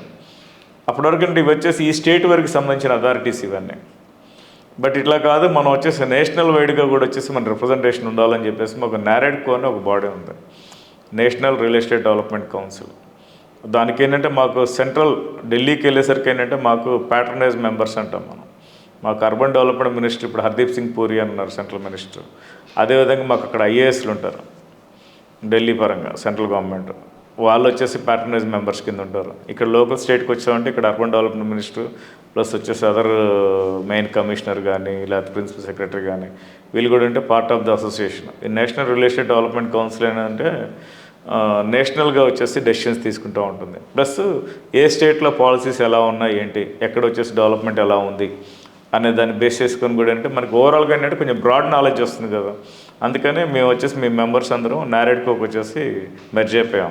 ఇప్పుడు మాకు తెలంగాణ NAREDCO ఉంది, ఇక్కడ ఆంధ్రప్రదేశ్ కూడా ఒక NAREDCO ఉంది. ఇప్పుడు ఏంటంటే నేషనలైజ్డ్గా వెళ్ళిపోయి ఉన్నాం అనమాట. దీంతో పాటు హిస్టరీలో కూడా ప్రోగ్రామ్ చైర్గా కూడా ఉన్నారు. మరి ఒకేసారి ఇన్ని స్ట్రీమ్స్లో ఎలా ఉండగలుగుతున్నారు? ఇక్కడ మీకు history, Indian society of heating, refrigeration and air condition engineers. ఇదేంటి ఇన్ఫ్రాస్ట్రక్చర్ అనమాట మెయిన్. ఇప్పుడు రియల్ ఎస్టేట్ ఉందమ్మా, నీకు రియల్ ఎస్టేట్ అంటే మెయిన్ ఇన్ఫ్రా. మనకు కావాల్సిన బిల్డింగ్స్ అన్నీ వచ్చేసి మనం నీట్గా as per the client requirement, as per the architect drawing వీటి ప్రకారం మనం తయారు చేస్తాం. నెక్స్ట్ వెళ్ళేసరికి మనకి ఏంటంటే సర్వీసెస్ మెయిన్, అంటే మన కంఫర్ట్స్. ఇప్పుడు ఈరోజు సమాజంలో ఎవరైనా కానీ కమర్షియల్గా కానీ లేకపోతే రెసిడెన్షియల్ పరంగా కానీ ప్రతి ఒక్కరు కోరుకునేది ఏంటి, ఏసీలు, కంఫర్ట్ అంటే ఎయిర్ కండిషనింగ్. నెక్స్ట్ అదేవిధంగా వచ్చేసి వెంటిలేషన్. ఆ ఇంటికి వచ్చేసి ఏంటంటే లేదా ఆఫీస్కి కానీ ప్రాపర్ వెంటిలేషన్ ఉందా లేదా, అంటే ఏంటంటే మనకి ఎయిర్ కండిషన్ ఏం చేస్తూ ఉంటుంది, ఉన్న ఎయిర్ని వచ్చేసి కూల్ చేస్తూ ఉంటుంది. ఈ వెంటిలేషన్కి వచ్చేసరికి అంటే మళ్ళీ ఉన్న ఎయిర్ని తీసేసి ఫ్రెష్ ఎయిర్ని తీసుకొస్తుందా లేదా. అదేవిధంగా హీటింగ్ సొల్యూషన్స్, మనకి heating solutions room temperatures control చేసుకోవడం కానీ లేకపోతే వచ్చేసి వాటర్ హీటింగ్ కానీ అదర్ సొల్యూషన్స్ కానీ. నెక్స్ట్ వచ్చేసి మనకి రిఫ్రిజరేషన్, కమర్షియల్కి కానీ లేకపోతే ఇండస్ట్రీ పరంగా కానీ ఈరోజు రిఫ్రిజరేషన్ కూడా మెయిన్ రోల్ ప్లే చేస్తుంది. ఇప్పుడు మా బిల్డింగ్స్ ఉన్న హై రైజ్ మాకు ఇవన్నీ అంటే వీటిని ఏమంటాం మనం, HVAC కన్సల్టెంట్స్ అంటాం మనం. Heating, ventilation, air condition engineers plus refrigeration, HVAC and R. దీనికి సంబంధించి వచ్చేసి అసోసియేషన్ అనమాట. మన ఇండియా వైడ్ వచ్చేసరికి ఏంటంటే హిస్టరీ అని ఉంటుంది, అమెరికాకి వచ్చేసరికి ఆస్ట్రే అని ఉంటుంది. మాకు ఈ రెండింటికి కూడా వచ్చేసి రిలేషన్షిప్ మాకు కోఆర్డినేట్ చేసుకొని ప్రోగ్రామ్స్ కండక్ట్ చేస్తూ ఉంటాం. దీంట్లో హిస్టరీలో ఏంటంటే మెయిన్ పాత్ర ఏంటంటే మనకి టెక్నికల్గా వీళ్ళని వచ్చేసి ఎలా డెవలప్ చేయాలి. ఈరోజు ఏంటంటే హ్యూమన్ రిసోర్స్ అనేది మెయిన్. మీకు ఏ ఇండస్ట్రీ ఉన్నా కానీ ఏ బిజినెస్ ఉన్నా కానీ హ్యూమన్ రిసోర్స్ అనేది లేకపోతే మనకు కష్టం. ఇప్పుడు మీదే ఉంది, దీక్ష మీడియా ఉంది, దీంట్లో హ్యూమన్ రిసోర్స్ అంటే ఏంటి, మీరు యాంకర్గా వచ్చేసి మీరు, టెక్నికల్గా వచ్చేసి కెమెరామెన్స్, నెక్స్ట్ అదర్ మెంబర్స్, వీళ్ళందరినీ ట్రైన్ చేస్తే బాగుంటుంది కదా. ట్రైన్ చేస్తేనంటే వీళ్ళకి డిఫరెంట్ ఏరియాస్లో వచ్చేసి అవకాశాలు బాగా వస్తాయి. అదేవిధంగా మా హిస్టరీలో కూడా ఏం చేస్తామంటే ఇట్లా ట్రైన్ చేస్తూ ఉంటాం, ప్లస్ వచ్చేసి సొసైటీ పరంగా దాంట్లో కూడా మేము సర్వీసెస్ చేస్తూ ఉంటాం. అది కూడా వన్ కైండ్ ఆఫ్ రోటరీనే. బట్ మెయిన్ వేలు వచ్చేసి ఏంటంటే మన రియల్ ఎస్టేట్లో కూడా ఉన్నాం కాబట్టి వాళ్ళతో కోఆర్డినేట్ చేసుకుంటూ వెళ్ళటం వల్ల మాకు ఆ ఇచ్చే ఫెసిలిటీస్ వచ్చేసి ఏంటంటే as per the latest demand, latest updates అన్ని హిస్టరీ ద్వారా మేము తెలుసుకుంటాం. ఎందుకంటే మాకు మంత్లీ ఒక మ్యాగజైన్ కూడా వస్తుంది హిస్టరీ నుంచి. ఓకే. ప్లస్ రోటరీ ఉందండి, అది ఒక మ్యాగజైన్ వస్తుంది. అలా అది కూడా వచ్చేసి జాగ్రత్త చేసుకుంటూ వెళ్తూ ఉంటాం మేము. ఇప్పుడు ఒకవేళ కొత్తగా యూత్ రియల్ ఎస్టేట్ బిజినెస్లోకి వద్దాము, బిజినెస్ చేద్దాము, ఇంకా ఇన్ని రోజులు జాబ్ చేద్దాం, బిజినెస్ మైండెడ్గా ఎవరైనా వస్తే వాళ్ళకి మీరు ఎట్లాంటి సలహా ఇద్దాం అనుకుంటున్నారు? మెయిన్గా ఇక్కడ ఏపీలో ఎవరైనా రియల్ ఎస్టేట్లోకి వద్దాం అనుకుంటే వాళ్ళకి మీరు మెయిన్గా ఏం చెప్పాలనుకుంటున్నారు? ఇక్కడ వన్ థింగ్, ఇక్కడ ముఖ్యంగా యాజ్ పర్ మై ఎక్స్పీరియన్స్ నేను చెప్పదలుచుకుంది ఏంటంటే, రియల్ ఎస్టేట్ కానీ లేకపోతే ఎనీ బిజినెస్ కానీ అప్ అండ్ డౌన్స్ ఉంటా ఉంటాయి. జస్ట్ లైక్ ఏ సైన్ వేవ్. మీకు వరల్డ్ ఎకానమీనే తీసుకుంటే ఏంటంటే ఎప్పుడు వచ్చేసి ఒక లెవెల్లో వెళ్ళదు, ఫ్లక్చువేషన్స్ ఉంటా ఉంటాయి. పీక్ ఉంటుంది, మళ్ళీ డౌన్కి వస్తాం, మళ్ళీ పీక్ వెళ్తాం, డౌన్కి వస్తాం. Just it's a part of sine wave. Real estate వచ్చేసరికి ఏంటంటే మీరు ఈరోజు చూసుకుంటే ఎనీ ఇన్వెస్టర్ వాళ్ళు జనరల్గా ఒక భూమి కొనుక్కోవడం కానీ, ఒక ఇల్లు కొనుక్కోవడం కానీ, ఒక విల్లా కొనుక్కోవడం కానీ అంటే ఇన్వెస్ట్మెంట్కి వచ్చేసి బెస్ట్ ఆపర్చునిటీ. గోల్డ్ కంటే కూడా జనరల్గా గోల్డ్ ఇన్వెస్ట్మెంట్స్ ఎక్కువ చేసుకుంటూ ఉంటారు. రియల్ ఎస్టేట్కి వచ్చేసరికి ఏంటంటే కొంతమంది వచ్చేసేమో వాళ్ళకి ఇల్లు లేకపోతే వాళ్ళ బడ్జెట్లో ఇల్లు కొనుక్కోవటం, లేకపోతే ఒక స్థలం కొనుక్కొని తర్వాత ఇల్లు కట్టుకుందాం ఉద్దేశంతో వాళ్ళ హార్డ్ ఎర్న్డ్ అమౌంట్ ఏదైతే ఉందో మన దగ్గర వచ్చేసి ఇన్వెస్ట్ చేస్తారు. అంటే ఇన్వెస్ట్ చేస్తున్నారంటే ఇన్ ద సెన్స్ ఏంటి, దాన్ని తగ్గట్టే వచ్చేసి ఆ లోకల్లో బిల్డర్స్ కానీ ఆ రియల్ ఎస్టేట్ డెవలపర్స్ ఎవరైతే ఉన్నారో ఆ క్లయింట్కి వచ్చేసి న్యాయం చేసేటట్టు ఉండాలి మనం. అంటే ఎథిక్స్ చాలా ఉండాలి దీంట్లో. ప్లస్ వచ్చేసి యాజ్ పర్ నామ్స్ మనకి ఎంఏయుడి జీవో ప్రకారం వచ్చేసి బోలెడ్ స్పెసిఫికేషన్స్ ఉంటాయి. ఇప్పుడు మా బిల్డింగే ఉంది, ఇది 11 floors ప్రాజెక్ట్. ఇది దీనికేంటి మనకి బిల్డింగ్ వచ్చేసి చుట్టూ వచ్చేసి మాది 11 floors కాబట్టి 33 feet వచ్చేసి మాకు సెట్ బ్యాక్ ఉంటుంది. ఆ సెట్ బ్యాక్ అనేది ఎందుకు ఇస్తామంటే ఆ ఏరియా ఏంటంటే కాంపౌండ్ వాల్ నుంచి బిల్డింగ్ కాలం వరకు వచ్చేసి డ్రైవేస్ కానీ గ్రీనరీ కానీ ఇవన్నీ వదిలేస్తాం. లెట్ సపోజ్ ఇన్ ఫ్యూచర్ అనివార్య కారణాలు ఎప్పుడన్నా వచ్చేసి యాక్సిడెంట్లకు వచ్చేసి ఫైర్ యాక్సిడెంట్స్ కానీ సమ్ అదర్ ఇన్సిడెంట్స్ జరిగినాయి, దానికి సంబంధించిన మిషన్ అంటే వెహికల్స్ కానీ ఏదైనా లోపలికి రావాలంటే యాక్సెసిబిలిటీ ఆ ప్రొవిజన్స్ కూడా మనం ఇవ్వాలి. అంటే ఫైర్ నామ్స్ కంపల్సరీ మనం మెయింటైన్ చేయాలి. ప్లస్ వీళ్ళు కూడా ఇంకోటి ఏం చేస్తారు, మనకి ఆ సెట్ బ్యాక్స్ మనం మెయింటైన్ చేయాలి. నెక్స్ట్ టాట్లాట్ ఏరియాస్ అంటారు. మనకి టాట్లాట్ ఏరియా ఏంటంటే మనకి ఓపెన్ స్పేస్ అనేది ఒక 10% ఉంటుంది. లెట్ సపోజ్ అంటే ఒక 1000 గజాల పైన వచ్చే ప్రాజెక్ట్స్ అన్నిటికీ వచ్చేసి ఒక 10% వచ్చేసి మనం టాట్లాట్ ఏరియా కింద వదిలిపెట్టాలి మనం. దాంట్లో ఏం చేస్తాం, పిల్లలు ఆడుకోవడానికి కానీ లేకపోతే వచ్చేసి ప్లే ఏరియాస్ కానీ లేకపోతే గ్రీనరీ కానీ మనం డెవలప్ చేసి ఇస్తాం. అదొకటి మనం మెయింటైన్ చేసుకోవాలి. ఒకప్పుడు ఏంటంటే మీకు బిల్డింగ్స్లో కూడా ఏంటంటే ఫ్లాట్స్ పక్క పక్కన కట్టేవాళ్ళు, మీకు గుర్తుందా మీకు? అంటే మధ్యలో గ్యాప్ అనేది ఉండేది కాదు అపార్ట్మెంట్స్లో. జస్ట్ కాంపౌండ్ వాళ్ళు అవతల ఫ్లాట్ యువతల ఫ్లాట్ ఉండేది. తర్వాత ఏం చేసినారు, ఇండిపెండెంట్ యూనిట్ ప్లస్ వెంటిలేషన్ రావాలనే ఉద్దేశంతో బిల్డింగ్స్లో కూడా అప్ టు 5 floors వచ్చేసి ఏంటంటే మీకు 2 meters ఓపెన్ టు స్కై అంటాం మనం. ఒక ఫ్లాట్కి మధ్యలో వచ్చేసి ఓపెన్ టు స్కై అంటాం. ఇప్పుడు లెట్ సపోజ్ ఒక ఫ్లోర్లో 10 యూనిట్లు ఉన్నాయి మనకి. బిట్వీన్ ది ఫ్లాట్ ఏంటంటే మినిమం వచ్చేసి 2 meters గ్యాప్ ఇవ్వాలి. అదేవిధంగా క్యారిడార్స్ ఉంటాయి మనకి. క్యారిడార్స్ ఏంటి, లిఫ్ట్ కానీ స్టెప్స్ కానీ వచ్చేసి తిరిగేటప్పుడు వచ్చేసి ఆ స్పేస్ మినిమం వచ్చేసి 6.6 feet అంటాం మనం 2 meters అంటే. ఈ నామ్స్ ఒకటి మనం మెయింటైన్ చేసుకోవాలి. అదేవిధంగా టాట్లాట్ ఏరియాస్ ప్లస్ వీటిలో మెయిన్ ఇంకోటి ఏంటంటే ఎంఈపీ అంటే మెకానికల్, ఎలక్ట్రికల్ అండ్ ప్లంబింగ్. ఈ సర్వీసెస్ అనేది కూడా మెయిన్. ఇన్ని డిపార్ట్మెంట్స్ నేను ఎందుకు ఎక్స్ప్లెయిన్ చేస్తున్నానంటే వీటన్నిటి మీద ఒక అవగాహన వచ్చిన తర్వాత కొత్తగా రియల్ ఎస్టేట్లోకి వద్దాం అనుకున్న వాళ్ళు దిగితే బాగుంటుంది. దానికి ముందు ఏం చేయాలి, వీళ్ళు ఎక్కడన్నా వచ్చేసి ఆల్రెడీ ఎగ్జిస్టింగ్ ఉన్న సంస్థలు వచ్చేసి పనిచేయటం కానీ లేకపోతే వచ్చేసి మెయిన్ వీటన్నిటికంటే మెయిన్ ఇంకోటి ఏంటంటే మనం ఎంప్లాయ్మెంట్ అంతా రిక్రూట్ చేస్తాం. బిల్డింగ్ అంతా బ్యాంక్ ఫైనాన్స్ తీసుకునో లేకపోతే మన దగ్గర ఉన్న డబ్బులతోనో బ్యూటిఫుల్గా కడతాం. బట్ వీటికి మెయిన్ ఏంటంటే మార్కెటింగ్. ఓకే, మార్కెటింగ్ ఏంటంటే ఆ రోజు మార్కెట్లో వచ్చేసి మన క్లయింట్ని వచ్చేసి మనమే ఎదుర్కొని ఎవ్రీ బిజినెస్ మార్కెటింగ్ అనేది కీ రోల్ ప్లే చేస్తుంది ఈరోజు. దాన్ని వచ్చేసి బ్రాండింగ్ లైక్ వచ్చేసి మనం సోషల్ మీడియా పరంగా బ్రాండింగ్ చేసుకుంటామా, లేకపోతే ఎలక్ట్రానిక్ మీడియాలో చేసుకుంటామా, లేకపోతే ప్రింట్ మీడియాలో చేసుకుంటామా, లేదంటే వచ్చేసి ఏజెంట్స్ని పెట్టుకొని చేసుకుంటామా. వీటిలో వచ్చేసి ఒక అవగాహన తెచ్చుకొని ముందు నాలెడ్జ్ తెచ్చుకొని చేసుకోగలిగితే ఇందులో కూడా చాలా బాగుంటుంది. ఇది ఇంకోటి నేను ఇచ్చే సలహా ఏంటంటే మెయిన్ క్లయింట్స్కి ఇందాక నేను చెప్పాను మీకు సైన్ వేవ్ అని. బిజినెస్ అనేది ఎప్పుడైనా అప్ అండ్ డౌన్స్ ఉంటుంది. ఇప్పుడు నేనే ఉన్నాం, మా గుడ్ ఆర్ బ్యాడ్ ఏంటంటే మేము అన్ని ప్రాబ్లమ్స్ మేము ఫేస్ చేసాం మేము రియల్ ఎస్టేట్లో. 2012లో వచ్చేసి నేను హైదరాబాద్లో స్టార్ట్ చేశాను. ఆ రోజు స్టార్ట్ చేసినప్పుడు కూడా మేము ఫేస్ చేసిన ప్రాబ్లం ఏంటంటే అప్పుడే వచ్చేసి తెలంగాణ ఉద్యమం, అప్పుడు స్టేట్ డివిజన్, హైదరాబాద్ అల్లకల్లోలం. మేము అంత బ్యూటిఫుల్గా వచ్చేసి మా డబ్బులు మేము అన్ని పెట్టుకొని బిల్డింగ్ కట్టిన తర్వాత ఏమైందంటే సడన్గా వచ్చేసి రేట్స్ డౌన్ అయిపోయినాయి. బట్ ఒక బిల్డర్ అనేవాడు ఏం చేస్తాడు, కట్టిన ప్రోడక్ట్ అయితే ఉంచుకోలేడుగా, ఏం చేస్తాం, మేము తగ్గించి అమ్మేస్తూ ఉంటాం. మేము ఇటువంటి పరిస్థితుల్లో క్లయింట్ ఎలా ఉండాలంటే, ఆ రోజు వచ్చేసి సెల్లర్స్ మార్కెట్ కాదు అది, అదేమవుతుందంటే బయ్యర్స్ మార్కెట్ అంటాం మనం. బయ్యర్స్ మార్కెట్ ఏంటంటే ఆ రోజు వచ్చేసి మేము ఆ రోజున్న ఆ లోకల్ కండిషన్స్ బేస్ చేసుకొని డెఫినెట్గా 10 రూపాయలు వస్తూ వచ్చేసి ఒక 6 రూపాయలకో 7 రూపాయలకో 5 రూపాయలకో మేము అమ్మేస్తాం. అమ్మేసినప్పుడు కొనుక్కున్న వ్యక్తులు ఎవరైతే ఉంటారో చూసారా, ఇప్పుడు ఒక ఇల్లు కొనుక్కున్నారమ్మా, ఎంత లేదన్నా కానీ మినిమం ఒక 30-40 ఇయర్స్ అయితే మినిమం ఉంటుంది కదా ఇల్లు. వాళ్ళకి ఈ టైంలో ఎప్పుడైనా కానీ వచ్చేసి అది గ్రోత్ అయ్యే అవకాశం ఎక్కువ ఉంటుంది కదా, మేమైతే హోల్డ్ చేసుకొని ఉంచుకోలేం కదా.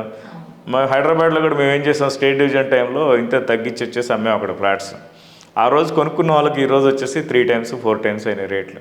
ఓకే, అంటే ఆ రోజు ఉన్న పరిస్థితి ఆ తర్వాత ఉంటుందని గ్యారంటీ ఉండదు, మారిపోద్ది. తర్వాత ఏమైంది, స్టేట్ డివిజన్ అయిపోయింది, హైదరాబాద్ దానిపాటికి అది బాగానే ఎస్టాబ్లిష్ అయింది, ఎకనామికల్గా బాగా గ్రోత్ వచ్చింది. దాదాపు ఏంటంటే అప్పట్లో వచ్చేసి 3,000-3,500 రూపీస్ ఉన్న ఎస్ఎఫ్టీ రేట్స్ ఈరోజు 15,000-20,000 కూడా వెళ్ళినాయి కొన్ని మార్కెట్ బేస్ చేసుకొని. ఇప్పుడు అదేవిధంగా ఇక్కడికి వచ్చి అమరావతి స్టార్ట్ చేసిన తర్వాత మేము చేసిన మెయిన్ ప్రాబ్లం ఏంటి, ఇక్కడికి వచ్చేసరికి క్యాపిటల్ డివిజన్ వచ్చింది. క్యాపిటల్ డివిజన్ అనేసరికి ఏమైందంటే ముందు అలజడి అనమాట. ఇక్కడ మార్కెట్ లేదనగానే బయ్యర్ కూడా ఏమనుకుంటాడంటే మార్కెట్ లేదని చెప్పి బ్యాక్ స్టెప్ వేస్తూ ఉంటారు. బట్ అది కరెక్ట్ కాదు. వాళ్ళకి కావాల్సిన ఇల్లు కొనుక్కుంటూ వాళ్ళు ఇప్పుడు పెట్టి ఇక్కడ ఇన్వెస్ట్ చేశారనుకుంటే ఇది రైట్ టైం బయర్స్ మార్కెట్ కాబట్టి. ఎందుకంటే ఒక బిల్డర్ అనేవాడు అంత క్యాపిటల్ వచ్చేసి ఇన్వెస్ట్ చేసినారు కాబట్టేసి ఈ క్యాపిటల్ అనేది ఏంటంటే హోల్డ్ చేసుకోలేరు వీళ్ళు. ₹1 ₹2 మనం తగ్గించేసి అమ్ముకుంటూ పోతూ ఉంటారు. ఇప్పుడు కొనుక్కున్న క్లయింటైల్ ఎవరైతే ఉన్నారో కస్టమర్, రేపు ఒక 2-3 years తర్వాత ఏంటంటే ఇది ఆటోమేటిక్గా 2 times 3 times 4 times అవుతుంది. కాబట్టి ఎప్పుడైతే మార్కెట్ అనేది డల్ ఉన్నదో ఇల్లు కొనుక్కునే వాళ్ళకి తప్పదు, కంపల్సరీ కొనుక్కోవాలంటే ఎప్పుడైనా కొనుక్కోవాల్సిందే. మళ్ళీ మార్కెట్ బాగున్నప్పుడు ఏమవుతుందంటే వాళ్ళు ₹1 కొనుక్కుందామన్న వస్తువు వచ్చేసి ₹2 అవుతుంది, రేటు పెరుగుద్ది. మీకు రియల్ ఎస్టేట్లో వచ్చే రిటర్న్స్ వచ్చేసి మీకు బ్యాంకింగ్ సెక్టర్ కానీ దేంట్లో కూడా రావు మీకు. కాబట్టి ఏంటంటే ఎప్పుడైతే మార్కెట్ డల్ ఉందో అప్పుడు కొనుక్కోవటం వచ్చేసి బెస్ట్ అని చెప్పేసి మేము ఇచ్చేసి అలా రియల్ ఎస్టేట్ పరంగా. నార్మల్గా ఇందాక మన స్టార్టింగ్లో మాట్లాడుకున్నప్పుడు మీ ఫాదర్ జస్ట్ మీరు ఒక నార్మల్ బ్యాక్గ్రౌండ్ నుంచి వచ్చిన వ్యక్తి అని చెప్పారు. మరి ఆ పొజిషన్ నుంచి మీరు ఈ పొజిషన్ దాకా రాగలిగారు కష్టపడి, అంటే మీరు ఎన్నో ఎదుర్కొని వచ్చి ఉంటారు కదా. మరి ఇప్పుడున్న యూత్ ఎట్లా అంటే సినిమాలో చూపిస్తారా బాబు, ఒక పార్ట్లో సక్సెస్ అయిపోతారు, మన వల్ల కాదు, ఎట్లా అవుతాం, ఫేస్ చెయ్యాలి, జాబ్ చదివినా జాబులు రావట్లేదు, మనకి ఏ వాల్యూ లేదని ఫీల్ అవుతున్నారు. మరి ఇట్లాంటి సిచ్యువేషన్లో మీరు యూత్కి ఏం చెప్పాలనుకుంటున్నారు? ఏ బ్యాక్గ్రౌండ్ నుంచి వచ్చినా సక్సెస్ అనేది కష్టపడితే వచ్చిద్దంటారా, లేదా లక్ ఉండాలంటారా? ఇక్కడ వన్ థింగ్ అమ్మా, లక్ అనేది ఎప్పుడు ఉండదు. ఎనీ ప్రొఫెషన్లో ఏంటంటే ఫస్ట్ ఆఫ్ ఆల్ వచ్చేసి మన మైండ్ వచ్చేసి ఒకదానికి ఫిక్స్ అవ్వాలి. ఇప్పుడున్న యూత్ ఎలా ఉందంటే వచ్చేసి ఈరోజు దిగిపోగానే వచ్చేసి నెక్స్ట్ 2-3 monthsలో వచ్చేసి వాళ్ళు ఏదో ఎక్స్పెక్ట్ చేస్తూ ఉంటారు. దిగంగానే వచ్చేసి దేంట్లో రిటర్న్స్ ఉండవు. ఇప్పుడు మేము ఉన్నాం కన్సల్టెన్సీలో దిగాము, ఆ రోజు దిగంగానే వచ్చేసి బోలెడ్ ఎక్స్పీరియన్సెస్ ఫేస్ చేసాం మేము. లిటరల్గా చాలా ఇబ్బందులు ఉంటాయి. ఇప్పుడు మేమే ఉన్నాం, మేము అక్కడ వచ్చేసి ఇన్స్టిట్యూషన్స్లో వచ్చేసి మేము అడ్మిషన్స్ చేసేవాళ్ళం. చేసిన తర్వాత ఏంటంటే మేము పిల్లలకు వచ్చేసి safeguard as a parental care కూడా ఎక్కడ మెడ్రాస్లో వచ్చేసి కాలేజీ ఉంటే అక్కడ పిల్లలు వచ్చేసి హాస్టల్స్లో ఉంటారు, బయట ఉంటారు. పేరెంట్స్ వచ్చేసేమో ఎక్కడ ఆంధ్రప్రదేశ్లో ఉంటారు, మా పిల్లలు వచ్చేసి తమిళనాడులో ఉంటారు. ఏదో ఒక ఇన్స్టిట్యూషన్స్లో వచ్చేసి ఏంటంటే అనుకోని సంఘటనలు ఏవో జరుగుతూ ఉంటాయి. అప్పుడు కూడా మేము అటెండ్ అయ్యేవాళ్ళం. ఎందుకంటే అది వచ్చేసి చాలా సెన్సిటివ్ సిచ్యువేషన్స్, మేనేజ్మెంట్ కూడా ఒక్కోసారి ట్యాకిల్ చేయలేదు. ఎందుకంటే ఒక పిల్లగాడికి ఏదైనా ఒక ఇన్సిడెంట్ అయింది, ఒకసారి ఒక యాక్సిడెంట్లో వచ్చేసి కొంతమంది దెబ్బలు తగులుతాయి ఏదో వాళ్ళు చేసే తప్పులతోటి, ఒకటి అనుకోని విధంగా వచ్చేసి ఒకసారి డెత్ కేసులు కూడా వస్తాయి. అంటే మీకు మీ లైఫ్లో స్ట్రగుల్ ఫర్ ఎగ్జిస్టెన్స్ అని మీరు చూస్తూ ఉంటారు. నేషనల్ జియోగ్రఫిక్ కానీ లేకపోతే వచ్చేసి యానిమల్ ప్లానెట్లో ప్రతి జీవికి వచ్చేసి ఒడిదుడుకులు ఉంటూ ఉంటాయి. అది హ్యూమన్ బీయింగ్ అయినా కానీ యానిమల్ కానీ ఎవరికైనా కానీ వీటన్నిటిని తట్టుకుంటూ వెళ్తేనే మనం వచ్చేసి నిలబడగలం. కాబట్టి ఏంటంటే ఎనీ బిజినెస్ ప్రొఫెషన్ యూత్ కూడా ఎలా ఉండాలంటే, ఇప్పుడు మా రోజుల్లో వచ్చేసి మావన్నీ ఆకలి రాజ్యం రోజులు. ఆకలి రాజ్యం రోజులు అంటే ఎలా ఉండేదంటే మేము చదువుకునే రోజుల్లో మేము డిగ్రీ చదువుకునేటప్పుడు కానీ ఇంటర్మీడియట్ చదువుకునేటప్పుడు కానీ మా ఆలోచన ఎలా ఉండేదంటే ఈ ఐటీ కానీ ఇవన్నీ అప్పుడు అవేర్నెస్ లేదు, రాలే కూడా ఇంకా అప్పటికి అంత స్పీడ్గా లేదు. అప్పుడు మా ఆలోచన ఎలా ఉండేది, ఒక టీటీసీ టీచర్ ట్రైనింగ్ కోర్స్ తీసుకొని వచ్చేసి ఒక ఉద్యోగం ఎలా చూసుకుందాం, టీచర్ ఉద్యోగం ఎలా చూసుకుందాం, లేకపోతే బీఈడీ చదువుకునే ఉద్యోగం ఎలా చూసుకుందామా, లేకపోతే గవర్నమెంట్లో వచ్చేసి ఉద్యోగాలు ఏమున్నాయి దానికి వచ్చేసి ఏ ఎంట్రన్స్ రాసుకుందాం అనే ఆలోచన ఉండేది. దానికోసం ఎక్కువ తపన పడుతూ ఉండేవాళ్ళం.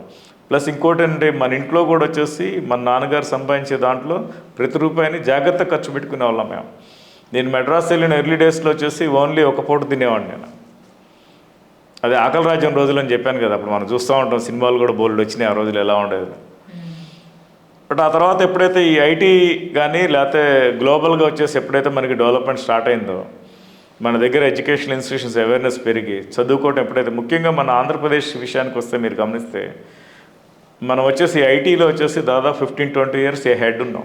మన అదృష్టం ఏంటంటే అప్పుడు ఆ రోజు మేము చదువుకునే రోజులు అంటే నా డిగ్రీ 94లో కంప్లీట్ అయింది, 97లో కంప్లీట్ అయిపోయింది. ఆ టైంలో అప్పుడు ముఖ్యమంత్రి చంద్రబాబు నాయుడు గారు ఉన్నారు. అప్పుడు ఆయన ఏం చెప్పేవాళ్ళంటే 94 కంటే ముందే కంప్యూటర్ సైన్స్ అనేది వచ్చేసి బాగుందని చెప్పేసి అప్పుడు రాజీవ్ గాంధీ గారు కూడా అప్పుడే మీకు మారుతి ఉద్యోగం, మీకు ఆటోమొబైల్ ఇండస్ట్రీ కానీ లేకపోతే ఐటీని వచ్చేసి పాలసీని మన ఇండియాకి తీసుకురావడం కానీ అప్పుడున్న ప్రధానమంత్రి రాజీవ్ గాంధీ గారు కానీ, ఆ తర్వాత 94లో 95లో సీఎం అయిన తర్వాత ఈయన అడాప్ట్ చేసుకొని ఈయన ఐటీ ఉద్యోగాలు ఎలా ఉంటాయి, ప్రతి ఒక్కళ్ళు గవర్నమెంట్ ఉద్యోగం కాదు, ఐటీలో వచ్చేసి మీకు బాగా చదువుకుంటే మీకు మంచి ఉద్యోగాలు వస్తాయి, మంచి శాలరీ వస్తాయి, మీ జీవితమే వచ్చేసి మారిపోతుంది అన్న ఉద్దేశంతో బోలెడు చెప్పేవాళ్ళు ఆయన. ప్లస్ ఒక హైటెక్ సిటీ మనకు అప్పుడు రోల్ మోడల్. ఆ తర్వాత మీకు అదర్ ఇండస్ట్రీ అదర్ కంపెనీస్ బోల్డ్ వచ్చినాయి.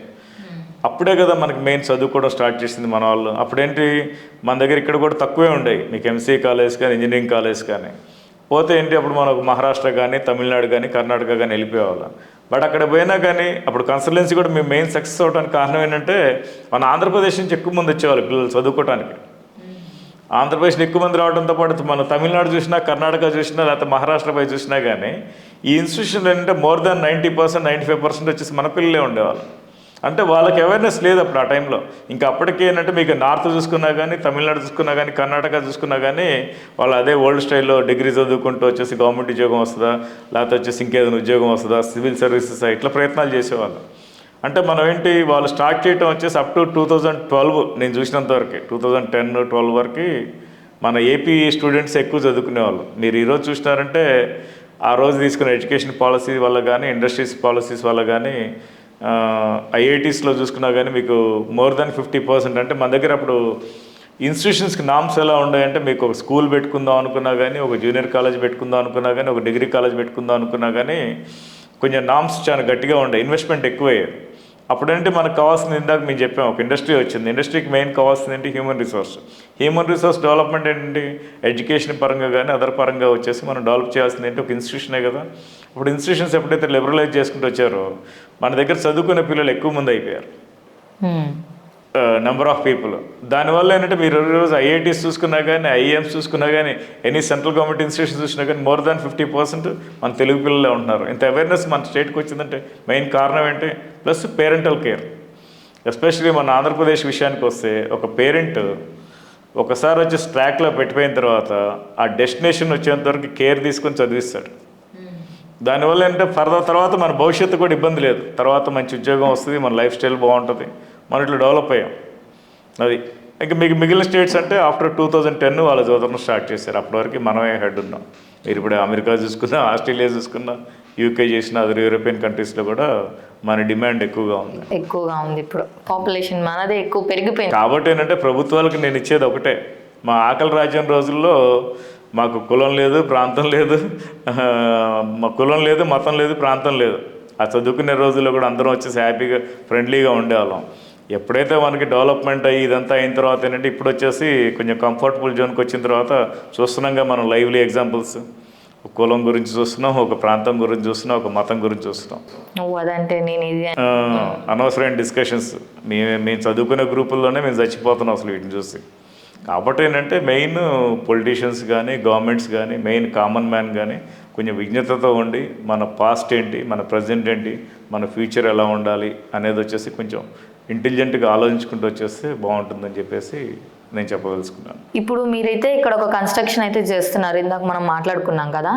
ఇక్కడ ప్రాజెక్ట్ గురించి మరి మాకు చెప్పండి. అండ్ మన ప్రాజెక్ట్లోనే ఒక క్లయింట్ వచ్చి తీసుకోవాలంటే మన దగ్గర ఖచ్చితంగా యూనిక్ సెల్లింగ్ ఒకటి ఉండాలన్నమాట. మరి అదేంటి ఇక్కడ వన్ థింగ్, నేను ప్రజెంట్ నాది ప్రాజెక్ట్స్ పరంగా చూసుకుంటే కొత్తగూడెం ఒక 40 ఫ్లాట్స్, అది ఒక అపార్ట్మెంట్ ప్రాజెక్ట్ కంప్లీషన్లో ఉంది, అది కూడా బాగానే ఉంది. నెక్స్ట్ తాడేపల్లి వచ్చేసి జస్ట్ ఒక 5 ఫ్లోర్స్ 5 ఫ్లాట్స్ అవన్నీ సోల్డ్ అవుట్. ఇక్కడ ఈ ప్రాజెక్ట్కి వచ్చేసరికి ఏంటంటే ఇది high rise gated community living అనమాట. ఇది 11 ఫ్లోర్స్ ప్రాజెక్ట్. ఇది నా దాంట్లో ఏంటంటే మనకి 11 ఫ్లోర్స్, టాప్ ఫ్లోర్లో వచ్చేసి ఒక 10-11 ఫ్లోర్లు కలిపి డూప్లెక్స్ అని చేసాం మేము. స్కై విల్లాస్ అంటాం మనం దాన్ని. అంటే మీకు పై ఫ్లోర్ కింద ఫ్లోర్ ఏంటంటే కలిసి ఉంటుంది, స్టెప్స్ ఉంటాయి, ఇంటర్నల్ స్టెప్స్ ఉంటాయి, వాళ్ళకి అవసరమైతే లిఫ్ట్ కూడా పెట్టేసుకోవచ్చు. అది ఆ ప్రొవిజన్ కూడా మనం ఇచ్చినాము. నెక్స్ట్ కింద ఫ్లాట్స్ వచ్చేసరికి ఏంటంటే మనకి 3 bedroom and 2 bedroom flats. 2 bedrooms కొంచెం తక్కువే ఉన్నాయి, ఒక 18 ఉంటాయి, రిమైనింగ్ వచ్చేసి అరౌండ్ 148 3 బెడ్రూమ్ ఫ్లాట్స్ ఉంటాయి. ఈ గేటెడ్ కమ్యూనిటీ ప్రాజెక్ట్లోనే ఫ్లాట్ ఎందుకు కొనుక్కోవాలంటే మనకి ఇప్పుడు చూస్తున్నాం మనం across the world villa projects కానీ లేకపోతే హై రైజ్ ప్రాజెక్ట్స్ కానీ లేదంటే వచ్చేసి 100 and above ఫ్లాట్స్ ఉండే వాటిలో ఏం చేస్తున్నారు, కామన్గా వచ్చేసి ఏంటంటే అన్ని రకాల ఫెసిలిటీస్ ఇచ్చుకుంటున్నారు. మనకి మెయిన్ సెక్యూరిటీ పరంగా చూసుకుంటే ఎంట్రన్స్లో వచ్చేసి బోలెడు చెక్స్ ఉంటాయి. మనకి ఇంటర్కమ్ ఉంటుంది, వీడియో కాలింగ్ ఉంటుంది. లేదు మన ఇంటికి ఎవరైనా వస్తున్నాడంటే వచ్చేసి కంపల్సరీ సెక్యూరిటీ, సార్ పలానా వాళ్ళు వచ్చారు మా పంపించాలా వద్దా అనేది మనం అడుగుతారు.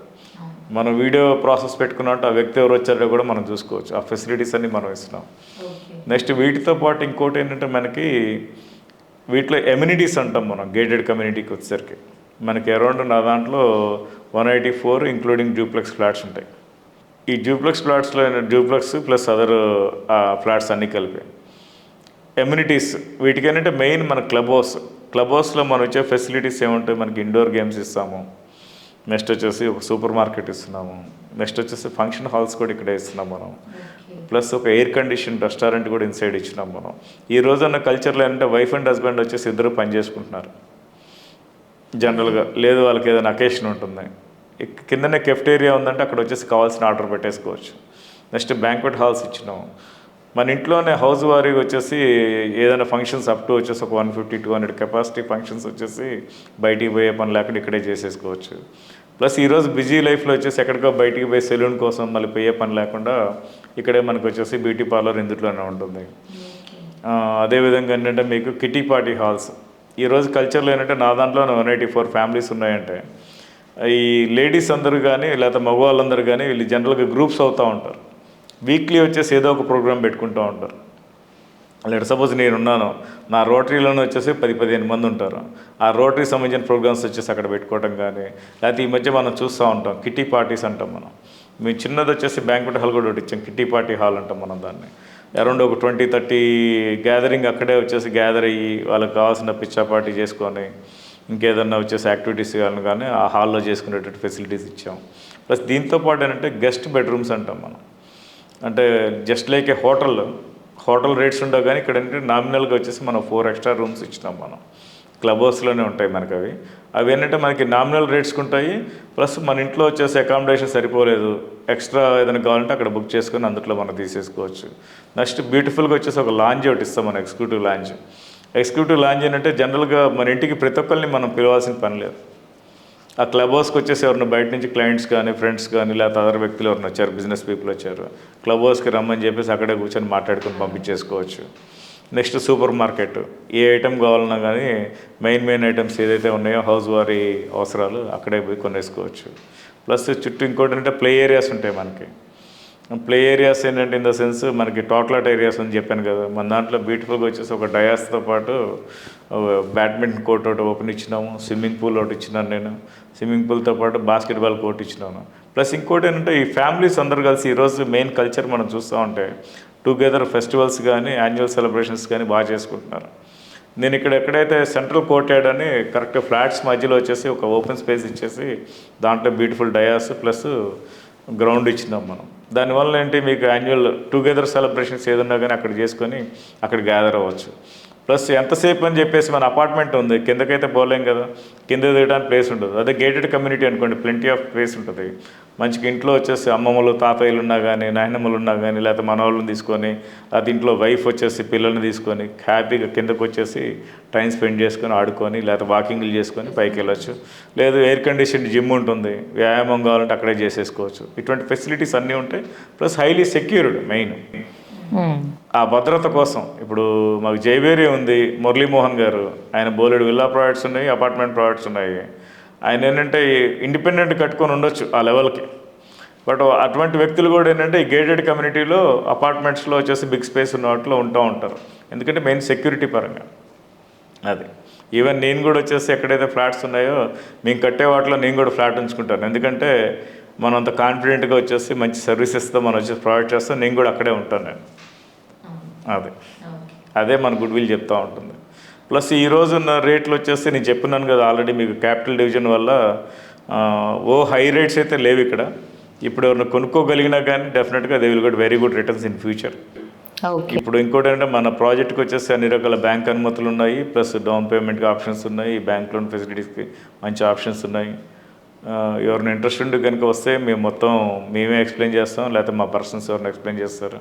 బేసిక్గా వీటి గురించి ఇన్ని ఫెసిలిటీస్ వస్తాయన్న నాలెడ్జ్ లేక ముందుకు రావట్లేదు ఏమో. మరి మీరు ఇన్ని ఫెసిలిటీస్ ఉన్నాయని వాళ్ళకి అంత క్లారిటీగా చెప్పాక ఖచ్చితంగా క్లయింట్స్ అనే వాళ్ళు వస్తారు. సో నాకు కూడా ఇన్ని ఫెసిలిటీస్ ఒక గేటెడ్ కమ్యూనిటీలో ఉన్నాయా అని ఇప్పుడే తెలిసింది.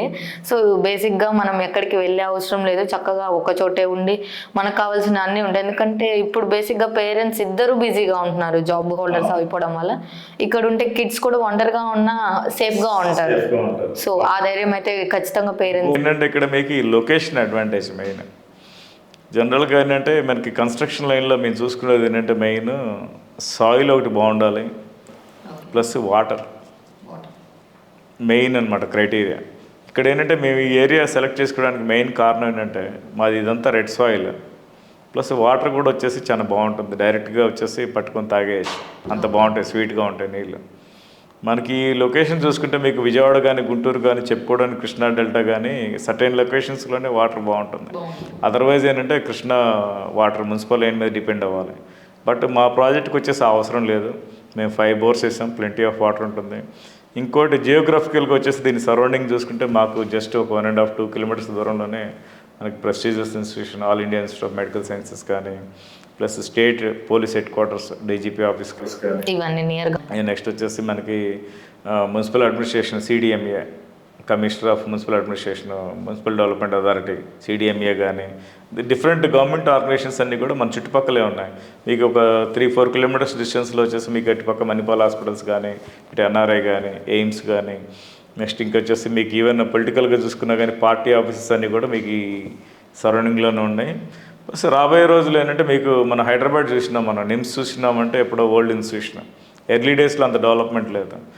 With in a short span of ఒక 5 to 10 ఇయర్స్లో ఏంటంటే మీకు multi speciality hospitals, others super speciality hospitals ఇవి ఉంటాయి కదా, అవి కూడా మీకు ఏంటంటే నెంబర్ ఆఫ్ హాస్పిటల్స్ వచ్చేస్తాయి. మీకు ఈ ఏరియా ఏంటంటే మీకు రేపు ఎడ్యుకేషన్ పరంగా కానీ, హాస్పిటల్స్ పరంగా కానీ, ఐటీ పరంగా కానీ, అదర్ గవర్నమెంట్ ఇన్స్టిట్యూషన్స్ కానీ మంచి లొకేషన్ అనమాట. కొనుక్కునే వాళ్ళకి కూడా వచ్చేసి మంచి భవిష్యత్తు ఉంటుంది, ఇక్కడ డెవలప్మెంట్ కూడా బాగుంటుంది. మనం ఇన్ని ఫెసిలిటీస్ ఇస్తున్నామంటే ఖచ్చితంగా క్లయింట్ అనుకుంటాడు బాగా రేట్స్ ఉంటాయేమో, మనం కొనలేమేమో అనుకుంటారు. కానీ మరి ప్రైజెస్ అనేవి ఎలా ఉంటాయి? ఈ ప్రైజెస్ చెప్పాను కదమ్మా, చాలా నామినల్గా పెట్టినాం. మన యాక్చువల్గా MRP 4,500 ప్లస్ ఎమ్యూనిటీస్, అంటే ఎస్ఎఫ్టీకి వచ్చేసి 4,500 రూపాయలు ఎస్ఎఫ్టీ రేట్ పెట్టినాము. ప్లస్ ఎమ్యూనిటీస్ అంటే మనకి లైక్ క్లబ్ హౌస్ ఛార్జెస్ కానీ, లేకపోతే వచ్చేసి పార్కింగ్ ఛార్జెస్. జనరల్గా ఏంటంటే మీకు పార్కింగ్ ఎస్ఎఫ్టీ మేము ఏంటంటే మా ప్రాజెక్ట్స్లో విడిగా పెడతాం. జనరల్గా ఏ బిల్డర్ అయినా ఏం చేస్తారంటే మెయిన్ ఎస్ఎఫ్టీలో పార్కింగ్ ఎస్ఎఫ్టీ కూడా యాడ్ చేసేసి MRP రేట్ ఛార్జ్ చేస్తారు.